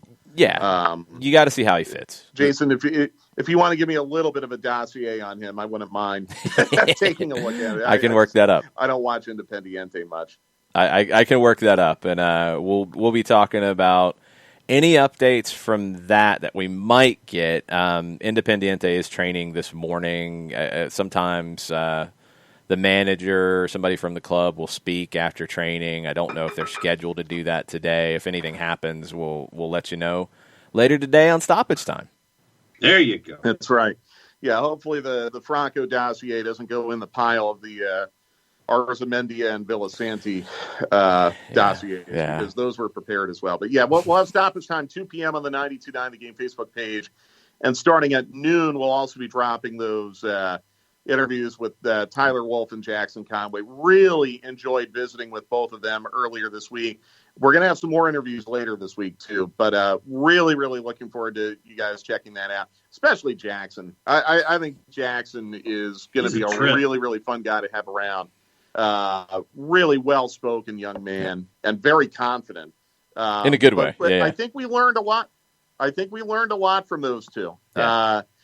And again, I mean, if you're looking for hints, little tidbits of information of how this has all been going over the last month, I think you're going to find some nuggets in those interviews. Yeah, Facebook.com/929 The Game. Those will be issued ahead of Stoppage Time, and then we'll see you at 2 o'clock for Stoppage Time. Thanks for hanging out, Mike. All right, guys. See ya. Be good. Mike Conti 929 on Twitter. Make sure you're following him. Ragamuffin, you should be able to. I don't think you have to have a Facebook to be able to see these things. You just go directly to facebook.com/929 The Game, and you can watch the videos that are posted. They're not just to like followers or anything like that. So they should be available that way. We are trying to figure out other things. It's out of my hands, unfortunately. You do not have to have a Facebook account. You can just go directly to it. Thank you, Ricky Ricardo. So there you go. Yes, we are trying to get other things posted. It's not as easy as you might think. So that's a challenge at times. As Mike said, we'll be on the call on Saturday. It will be structured differently. It is a scrimmage. That is the way to think about this. It is not a 90-minute match. It's not going to be played in a way where it is blood and guts and result. No, it's about the way you are playing and what you're trying to build. That's all really important.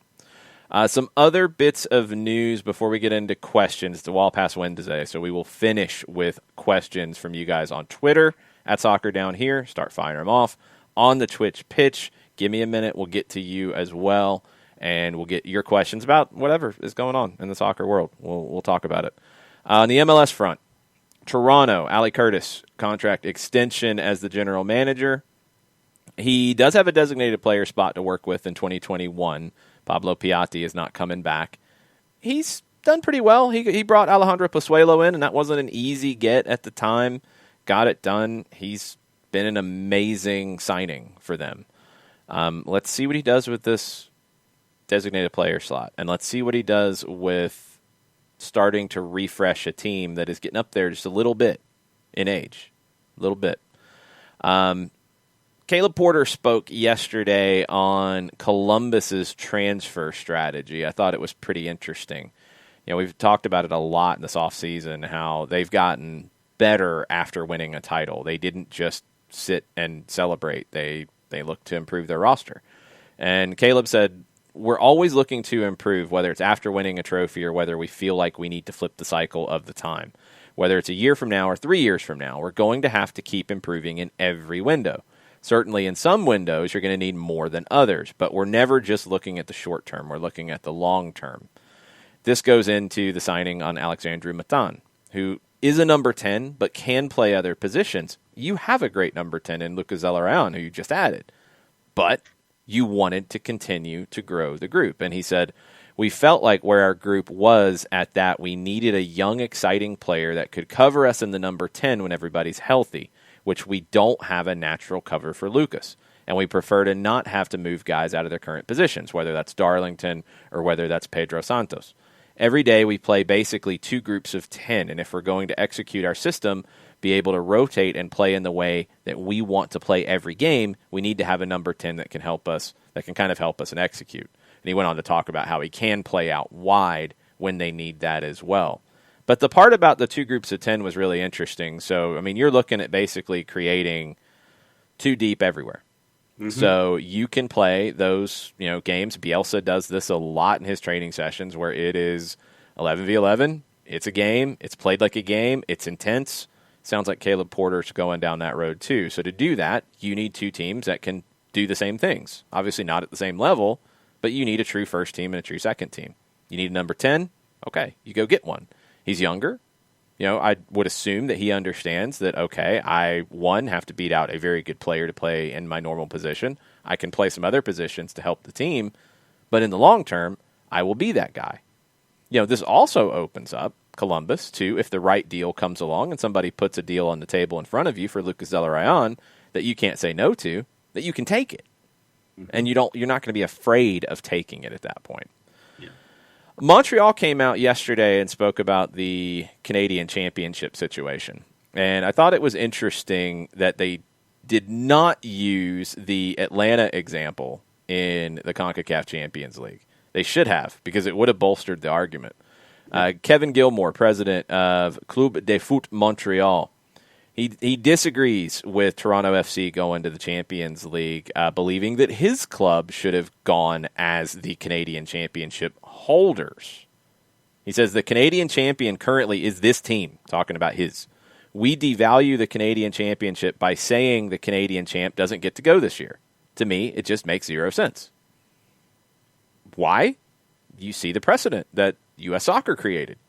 The winner of the Open Cup, well, there wasn't one in 2020. Who was the last winner? Who is the current Open Cup champion? It's Atlanta United. So there you go. Everybody had their ha-ha about it, but that is the way it was ruled. That's not completely abnormal.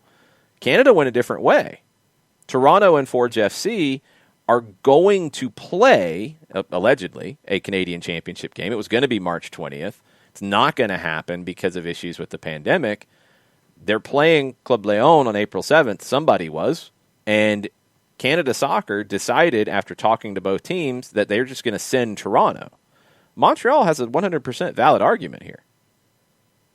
Like, you don't have a Canadian champion currently. We are that champion. It should be us going.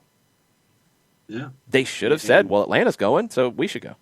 That should have been your example right there. It's like you look at what was going on with Atlanta United, and instead of having the discussions about Forge and Bob Young, their owner, being mad and wanting to get things squared away so you could have a game, and then you have the three parties, Canada Soccer, Forge, and Toronto FC, have a talk, and then they just decide, yeah, okay, Toronto FC gets a slot. No, if I was CF Montreal, I'd be pretty hot about it, and using the Atlanta United case really would have, I think, bolstered their argument, like you said.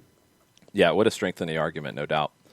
Rodrigo Serrano at AS reports that Brian Reynolds declined a call-up to play with the Olympic qualifying team in the CONCACAF Olympic qualifying tournament that starts tomorrow. He is starting to get a foothold at Roma. He came off the bench in their loss to Parma, joined them on February 1st. And this is from Serrano's article at AS in Spain, so he declined to play with the United States youth national team that will participate in the CONCACAF Olympic qualifying tournament later this month in Guadalajara, Mexico. It's not a FIFA event. Clubs are not obligated. Reynolds, now that he's starting to get into the mix, didn't want to leave, which I totally understand. But to go back to a lot of arguments about, well, why didn't Miles Robinson, Brooks Lynn, and George Bello, why weren't they released? Why aren't they there? Well, there's a lot of players playing in Europe who are not there, who are in the middle of their seasons. And in Brian Reynolds' case, the way Serrano writes it, the player said, no, I'm declining the call-up.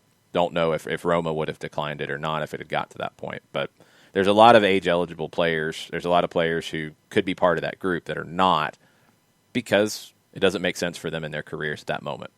That's kind of the situation here, too. If you sent 3 of your 4 starting defenders, and, oh, yeah, by the way, you're trying to determine who that other one is going to be, you kind of need them to prepare for the season and prepare for CONCACAF. So it happens sometimes. It's just the nature of it. Yeah. Go ahead. No, just we mentioned yesterday about Josh Sargent and what Werder Bremen was going to allow him to do travel-wise. If I remember correctly, Gio Reyna has been basically told the same thing. It's like you can go on direct flights, no changeovers, and so the first date for the U.S. team you can attend, but the second one in Northern Ireland you can't. Yeah, which is typical across the board for players in the Bundesliga. Clubs are saying, no, we're not going to let you go to those games in the UK, which I totally understand at this point. Clubs are very conscious of players coming back and testing positive, and they don't want this disruption at the end of the season. Yep. So you're going to see this happen in this window. It's why the South American clubs or the South American countries said, well, we're not even going to do qualifiers right now. We're just not going to do it because we're not going to have our best players. Speaking of CONMEBOL, you had big wins last night in the second leg for Bolivar and for Independiente del Valle. They both go through in the qualification phase for the Libertadores. Santos and Gremio took care of their business. Wanderers went to La Paz to face Bolivar and lost 5-0. They were missing 11 players, 3 injured and 8 with COVID before the second leg. Independiente del Valle ran roughshod over Unión Española of Chile, who were horrible, just horrible. And it's not to take away from IDV, but wow, they were bad. How bad were they? They were really bad. It was very, very, very, very bad. But Independiente del Valle is starting to create those chances. And El Mataflo told you about Vite. Well, he scored the opening goal. He was very good last night. So pay attention to Mataflo for your Ecuadorian news. On the summer silly season front, you've got Martin Odegaard, who has asked his representatives to begin negotiating with Real Madrid to try to move to Arsenal permanently. He's really getting along with Mikel Arteta. He, I guess, is being offered a nice salary at Arsenal, and he doesn't trust Zinedine Zidane to play him. So he is looking for a permanent move to Arsenal. Erling Haaland, reportedly, Roman Abramovich will make it his mission to beat Manchester United to the signing of Erling Haaland. We'll see. He wants everybody. Roman Abramovich wants everybody just so the other folks can't have him. No, he probably wants him because he's really good. That too. He could be the best striker of this current generation. But, that's probably not the main reason why. No. Cristiano Ronaldo, the chances of him returning to Real Madrid, this keeps coming up, and it keeps getting more mysterious. Emilio Butragueño, legendary Spanish striker, legendary Real Madrid striker. He is the director of institutional relations at Real Madrid. Spoke to Sky, and he was asked about the chances of Cristiano Ronaldo coming back. He said, "We'll see." I don't think that's a negative. No, that's not a negative. No, I'm saying it's not. You're not going to sit there. You don't want to play your hand. You don't want to sit there.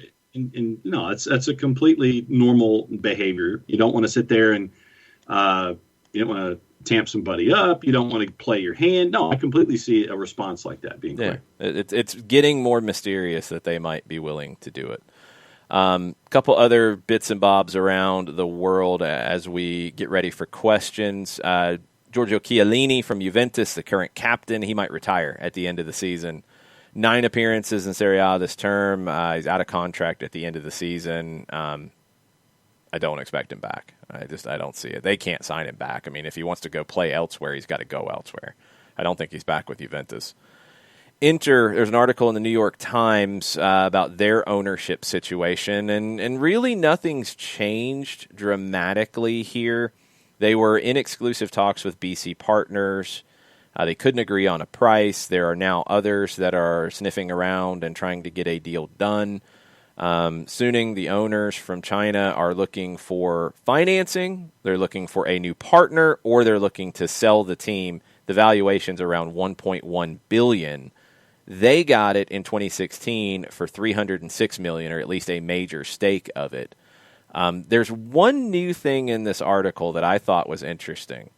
They have to pay out a $360 million bond next year. A minority investor in Hong Kong, Lion Rock Capital, acquired a 31% stake in Inter in 2019. So Suning was already trying to bring in money then. Lion Rock Capital could exercise an option that would require Suning to buy its stake, that 31%, for as much as $215 million, according to one of the people close to the club. So Inter could have two things triggered very soon that would be $500+ million that they got to come up with. They don't have it. They don't have it. Some of their players have agreed to defer payment, according to one person at the club who would not go on the record, requested anonymity. They're in a bad way. They're in a bad way, and they're going to have to sell. They're going to have to defer payment, and they're going to have maybe $500 million coming up that they got to pay here very, very soon. They're in trouble. They're in big trouble. They're also in trouble on the very short term, as one of their defenders, Danilo D'Ambrosio, has tested positive for coronavirus. They have canceled Antonio Conte's press conference ahead of the Sassuolo match. He is D'Ambrosio, Italy international, tested positive for COVID yesterday. The team is in isolation. Everybody has tested negative so far. More results. I think the PCR results arrived today. They have a 9-point lead in Serie A. They're supposed to play Sassuolo on Saturday.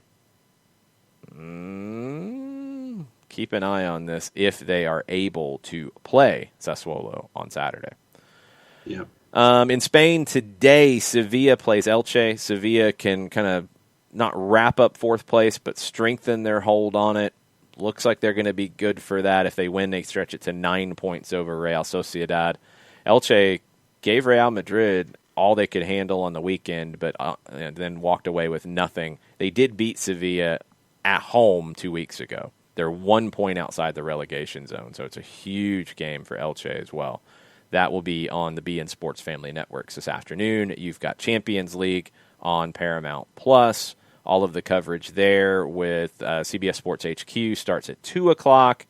Pre-game coverage starts at 3 o'clock. Games will start at 4. We're in that weird gap where time is a strange thing between here and Europe right now. Yeah. It's really stupid. Go ahead. No, you mentioned Elche, and I just wonder, after what happened with Real on the weekend, how much they have in the tank, having to turn around on short notice to have a match like this that's important for them. And Real Sociedad, I mean, considering where they were, they came out of the blocks hot in league play, and now they're in 5th place. I mean, they have hit a stride of poor form in the last month or two, considering where they were early on in the season. They have no depth. It's not Real Madrid who, you have Eden Hazard get hurt, and it's like, okay, we'll be okay. It's not Barcelona even, with the young players coming through, where you have bad form, you have injuries, and you can turn to young guys. They just don't have that. So, it's a very thin squad, and they went as far as they could with it early on, and they just don't have enough. Playing in Europe, really difficult for them. Really big challenge. On the Barcelona front, now, we talked about it yesterday. Joan Laporta, who was elected president, needed to secure a 125 million euro set of bank guarantees to officially become president. It's 15% of the budget. That's a La Liga rule for the clubs that are, I think, technically non-profits who are membership-driven. And I think there's 4 in La Liga. Real Madrid's another one. So they had to do that. The Spanish league has to validate these guarantees. That should be a formality. It all looks like it'll be good. Then Laporta will officially become president at some point today. Now, he struggled after Jaime Giro left the group. He was going to become basically in charge of finances at the club. He was a big part of the campaign. He resigned on Saturday. So then it was a challenge for Laporta to put the money together. In the next few days, he is expected to explain how he was able to get this done. Audax, which is a company, looks like they're going to be the ones that are going to, in some form or fashion, whether it's an individual representing them or an individual who works there or whatever, 75 million euro is what they're going to guarantee. They had the other 50 from the rest of the board. So it looks like it's going to get done. There hasn't been any real worry about it for the last maybe 16 hours or so. So I think they're going to get it done. Fourcard is yelling at us, don't worry about it. There was a worry yesterday. I'm letting everybody know now. You don't have to worry about it, but I would like to hear how he pulled that off, because that's an interesting one. PSG's got COVID issues as well. They closed their youth academy on Wednesday. They have an outbreak there. We've talked about it with the women's team. They're in isolation. They had to forfeit the second leg of their Champions League round of 16 against Sparta Prague. They're still going to advance 5-3 because they won the first leg 5-0. But everything is shutting down at the moment. The academy's closed until Monday as a precautionary measure. A new round of testing takes place on Friday. Hasn't affected anything with the first team yet. That would be all Mauricio Pochettino needs, with everything else going crazy. Neymar will miss the match against Lille in the French Cup today that PSG plays. He continues to recover from a left thigh injury. He's training. Pochettino doesn't want to take any risks with him. He's been out for a month because of the injury. Could return by the end of the week in the match against Lyon this weekend. So be on the lookout for that. But he's not playing today in the French Cup against Lille. Big games coming up. We talked about it yesterday with PSG. They've got some big games right now, and that gaggle at the top of Ligue 1. It's going to be interesting to see how things shake out over the next couple of weeks. This got a lot of headlines yesterday, but there's not a lot of substance to it yet. Belgium's top 25 clubs, I think that's the top 2 divisions, voted to support a possible cross-border league with the Netherlands. There's not really a plan in place. It's been talked about for a while. This is the first kind of step in that direction. We don't know how the Dutch clubs feel about it. This is all coming after Deloitte did a study showing that a merger between the two could generate up to $476 million a year in marketing and TV deals, better than either one could do on their own. So stay tuned on what this could look like, but it's not nearly as far along as some of the headlines might lead you to believe. A quick run through South America and Central America. Olympia is getting everybody angry in Honduras. They've requested that the Clásico with Motagua this weekend gets moved because they've had 4 players called up to the national team squad. Yeah, don't quite see that happening. That's ridiculous. In Paraguay, the Paraguayan Olympia, they have confirmed that Nestor Gorosito has left the club. He won the Clausura. They weren't really good. They won the playoffs. They were 5-4-2 in the Clausura late last year, but they got on a hot streak. They won the playoffs. They won the final on penalties. They haven't been good right now. They've lost back-to-back games. The new guy coming in will have about a month to get ready for the Copa Libertadores, which will start the week of April 21st. Gabigol is in some trouble. He was detained by police in Brazil after being caught inside an illegal gambling hall.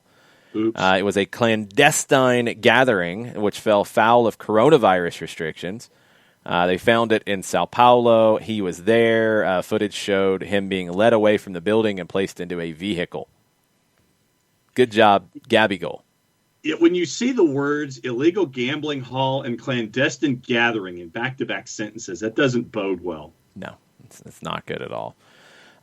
Boca Juniors are trying to sign Ecuadorian striker Michael Estrada from Toluca.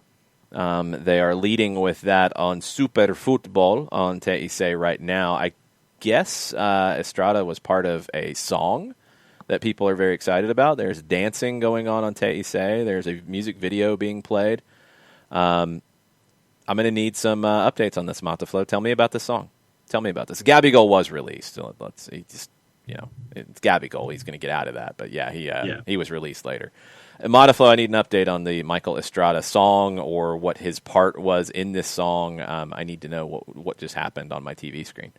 But Boca's trying to get him. If you are an MLS club, any of you listening, you might want to look at Mauro Zarate or Ramon Abila, because if they add Estrada and they continue down the dream path of trying to sign Edinson Cavani in the summer, which they're not going to give up on yet, you got a couple guys in Avila and Zarate who are going to be available. They would be good MLS signings. They would be very good MLS signings. Toluca has rejected the initial offer on Estrada. Riquelme wants to get him. We'll see if they can pull this off. But Boca, after, they were kind of hot garbage. And then they won 7-1. And then I don't know if the match over the weekend really shows you that they necessarily weren't hot garbage. They didn't look great against River, but they got a result. They need more firepower. I'm also wondering if maybe they need a new manager, but that's a whole different conversation for another time. We'll see if they can get Estrada. Keep an eye on this one, because it affects Liga MX as well. I don't know if Toluca is really in a position where they want to let him go. Yeah, they declined that initial offer. We'll see if anything else comes from it.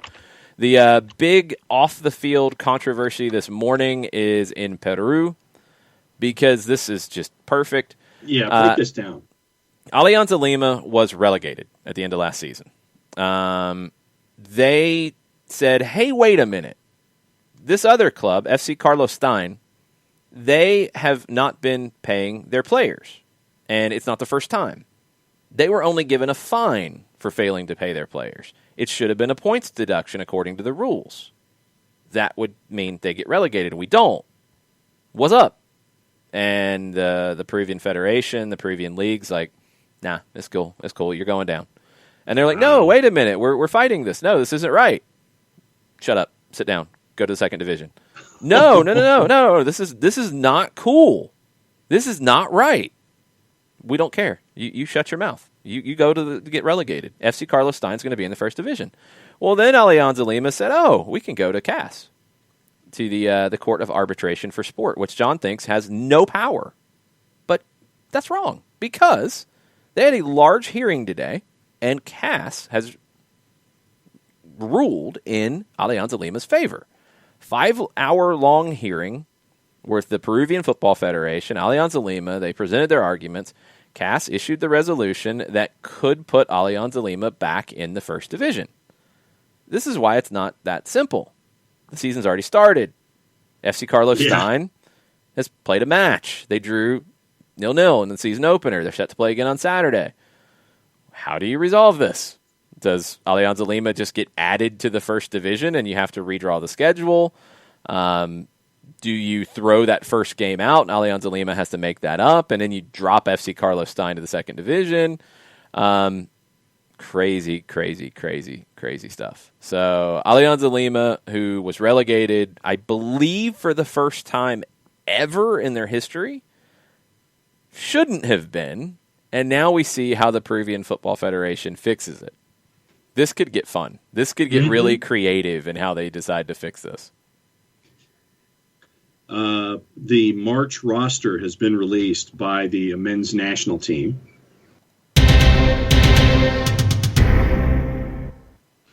Breaking it down, keeper, Horvath, Odunze, Stefan. Midfielders, Aronson, Acosta, Tyler Adams, Della Torre, Leggett, Musa, Odasoe. Defenders, I was reading from left to right, not from top to bottom.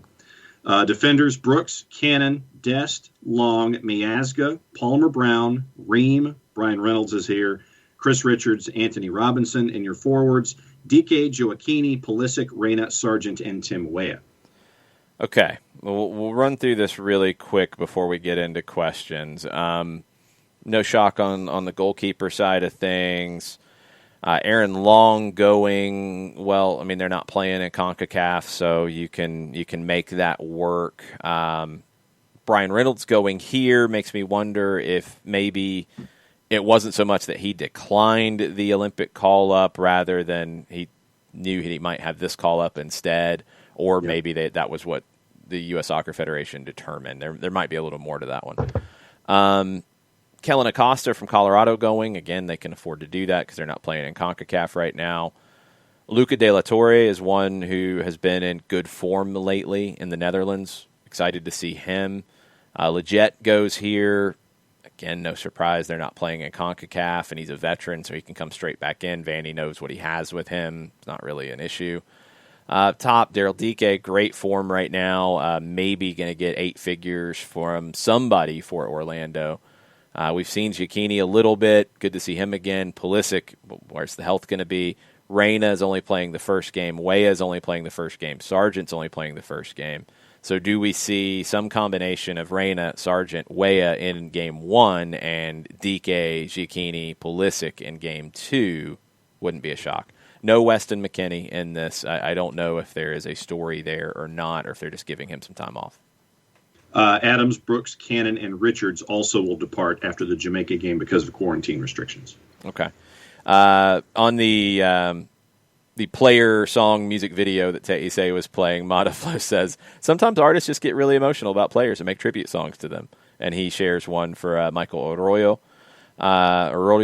He says, this Chocolatin song is straight fire for Estrada. I'm going to have to check that out when we're done. I'm looking forward to this. Okay, questions from Twitter. What do we have, John? Statement from Antonio to start. Which Atleti do we see today? Phil Foden from Lille El Cite is only 20. He was on fire yesterday. We see an Atleti that looks better because they've got their outside backs. We picked this game in our picks of the week on Soccer Over There. What did everybody pick? Let's see. I picked the draw. Nick picked the draw. You picked Chelsea. Jarrett picked Atleti. Yeah, I think that's the safest pick for me to stick with Chelsea. I do feel like Atleti can find a way through, but just nobody's beaten Chelsea under Tommy Tuchel. So Tommy continues. On Phil Foden, a lot of people have said that Pep hasn't brought him along well and he hasn't played him enough. I think he's doing pretty good by him at 20. Yeah. I think Phil Foden's just fine. I think that's worked out. What else we got on Twitter? Chris Hutchison wishing us all an Aaron Gobra. And so he technically said Aaron Gobra, y'all. So, I guess that's appropriate around here. Yep. Uncertain Times, Ad Who Took My Thrash, wanted to talk about the concept kits that League One has been releasing this week. They are on fire. They are concept kits. Like, they're not actually making these, right? No, that's as far as I know, I've seen just concept kits. I think these are just concepts. They are pretty cool. I'd like to see them potentially do something with it to sell it because the clubs could probably use the money, and I think there's people who would buy them. Of course, you got to sell them at the number that makes sense to produce it. But, yeah, Look into that because these have been really good and very well received, too. Jason Nix is looking forward to the Atlanta United scrimmage against Charleston this weekend. Glad to hear that it's going to be streamed. I had a dream last night. We won it 19-1. I'm clearly thinking about the upcoming season a lot, sitting at the tire shop, watching on the iPad today. Hello, Jason Nix. Hola. I don't care what the score is. It doesn't matter. I mean, even saying that if Jason Nix's dream was a premonition and it finishes 19-1, that doesn't tell me it went well. It's not about that, because if Charleston has 5 own goals out of those 19 and they have 10 giveaways to give you goals on the other ones, like, that's not what we're looking for here. It's going to be more about the individuals, more about following the principles of play. It's not about the final score. It's not about the result. I think Charleston has just started training this week, so they're going to be very early in their process. Tafka asks about the Bene League. If it happens, does it surpass Ligue 1 as the 5th best league in the world? I'm all for this move to happen. It could. It won't immediately, but it'll be in that ballpark. I mean, you've got Ajax, you've got PSV, you've got who, John? Brugge. Yes, they'd be in it. You got Anderlecht. It'd be a competitive league. I think the fear that people are having is, well, what about the smaller teams? You can structure this with more money coming in to make it all work. I think you can. Like, a certain number of spots get promoted into it. You have, I guess, separate pro rel for the Belgian spots and the Dutch spots. It could be very interesting. It could be very, very interesting. One other piece of quick news. West Ham striker Mikel Antonio has decided that he is going to spend his international future with Jamaica rather than England. That came out about an hour ago. Yeah, it had been talked about for a while. It hadn't been officially decided upon. That's big. Jamaica's getting a lot of good talent. Jamaica's going to be an issue here in the octagonal when we get there in CONCACAF. They've added a lot of talent for this qualifying run. On the Franco deal and a couple of Atlanta United questions from Tafka as well. Tafka says the Franco deal feels like a perfect exploitation of discretionary TAM, or is it just him? It regenerates each year, so adding a percentage purchase each year handles that.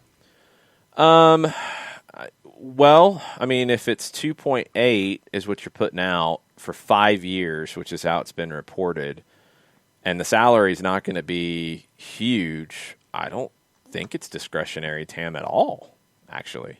I don't think it has anything to do with discretionary TAM. I mean, what's 2.8 divided by 5? 2.8 by 5, that's in the... Or 5... Yeah. 560.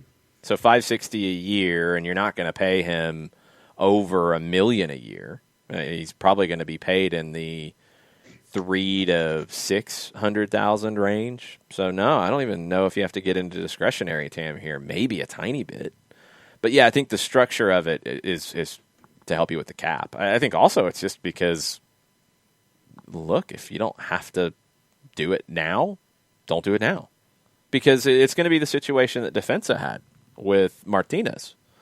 They got 50%. They had control over the pass.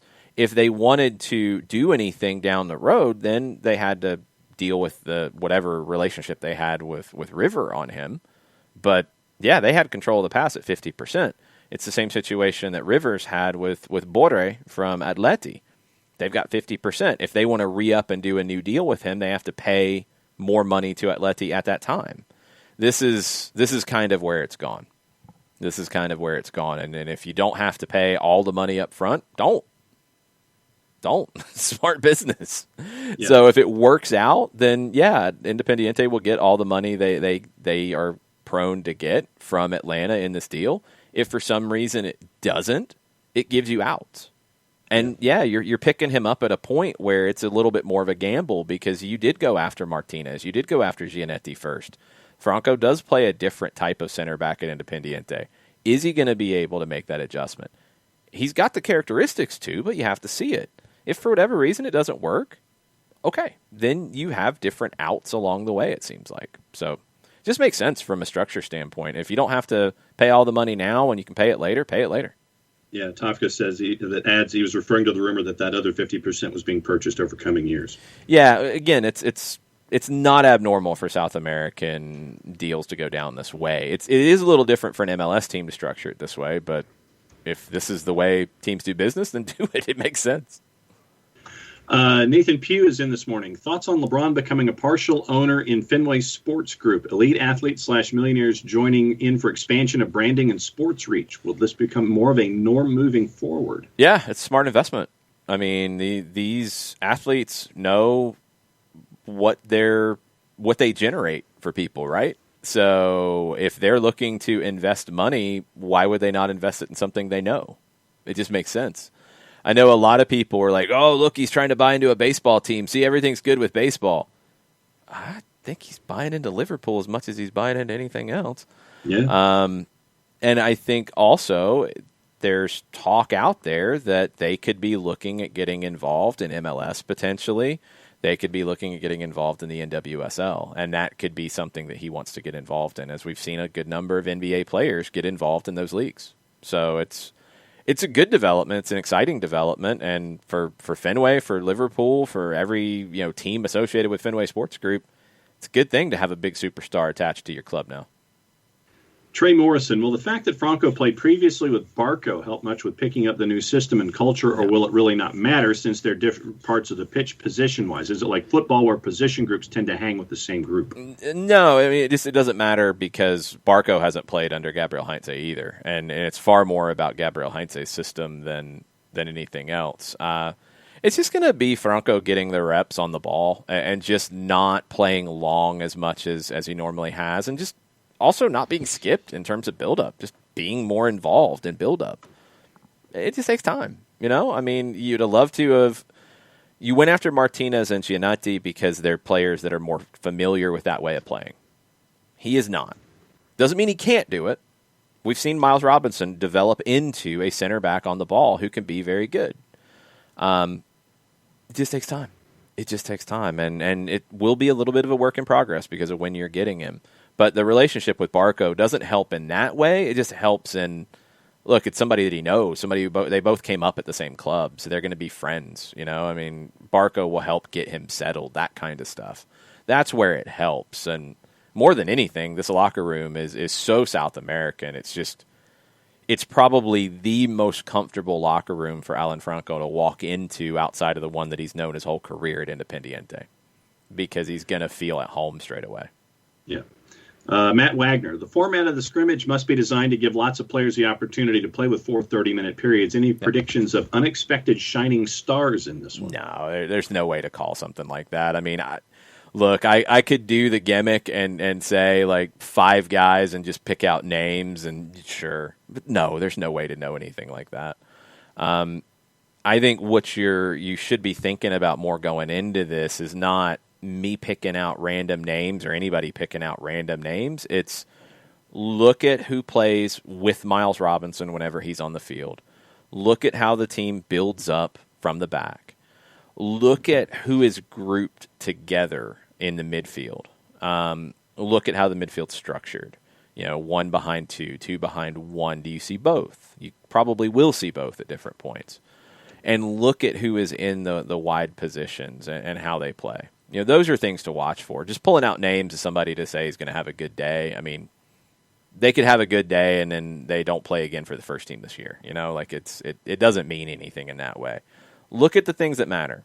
Who Robinson's paired with, how they build up out of the back, what the midfield's structured like at different points, who's playing together in the midfield, and who's playing out wide. Those are the questions for me.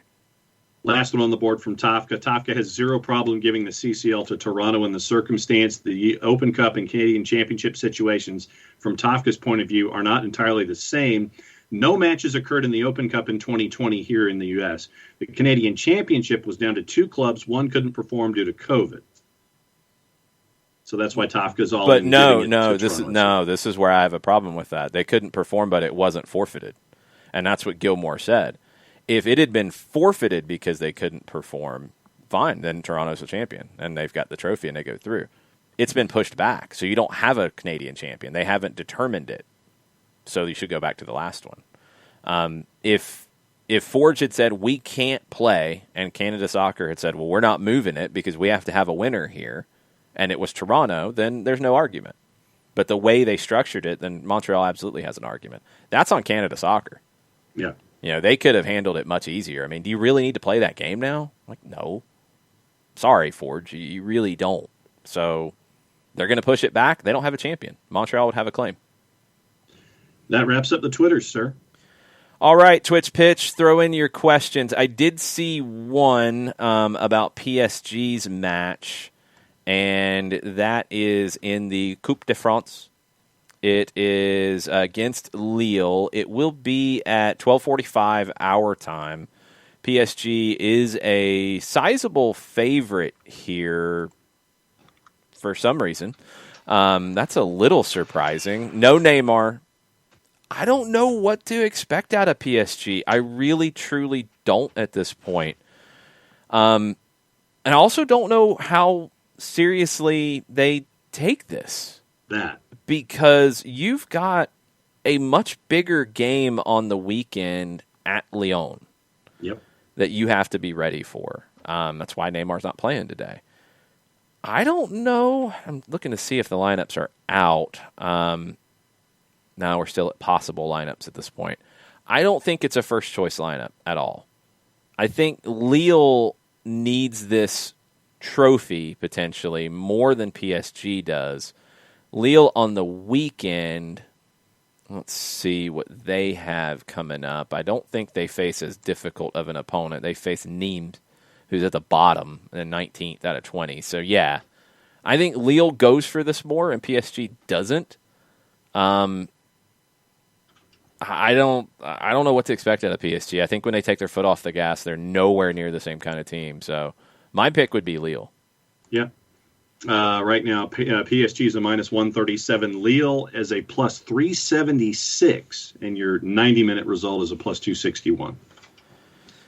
Yeah, that's actually a really good number for Lille. Libertadores qualifiers tonight. You've got Libertad and Tito Villalba hosting Universidad Católica. You've got Atlético Junior hosting Caracas. And you've got San Lorenzo hosting Universidad de Chile. Those games are all on the BN family of networks, also on Fanatis, fntz.co/soccer down here. You've got Sudamericana preliminary games as well. They're at the stage in the Sudamericana where the lesser nations outside of Argentina and Brazil are having teams play down to get their qualifiers. So it's not like a normal qualification round where it is, an Ecuadorian club versus a Chilean club. It's the Bolivian teams are playing down. The Peruvian teams are playing down to get their spots going into the Sudamericana. So you've got games there as well today. But the big ones that everybody's going to be watching, Bayern Munich, Lazio, Chelsea, Atletico Madrid, those are at 4 o'clock our time. Sevilla hosting Elche is at 2 o'clock our time. You do have Torino right now hosting Sassuolo in Serie A. Sassuolo is up 2-0 in the 61st minute. Final questions from you guys on Twitter or on the Twitch pitch before we go. Programming the rest of the day, you want to be looking at the 92.9 The Game Facebook page at 12 and 1 o'clock. You'll see interviews with Tyler Wolf and with Jackson Conway posted. 2 o'clock, come back for stoppage time with myself and Mike. We'll get deep into Atlanta United, MLS, a lot of that conversation as we get ready for the scrimmage this weekend against Charleston. Did you see the note in The Athletic about owner Michael Parkhurst? I did. It's very cool. We're seeing more of this. We talked about athletes getting more involved, other athletes getting involved in soccer. It's also very cool to see soccer players get more involved in lower division soccer stuff. Very, very interesting here. And it's cool to see Parky get involved with something that is close to home for him.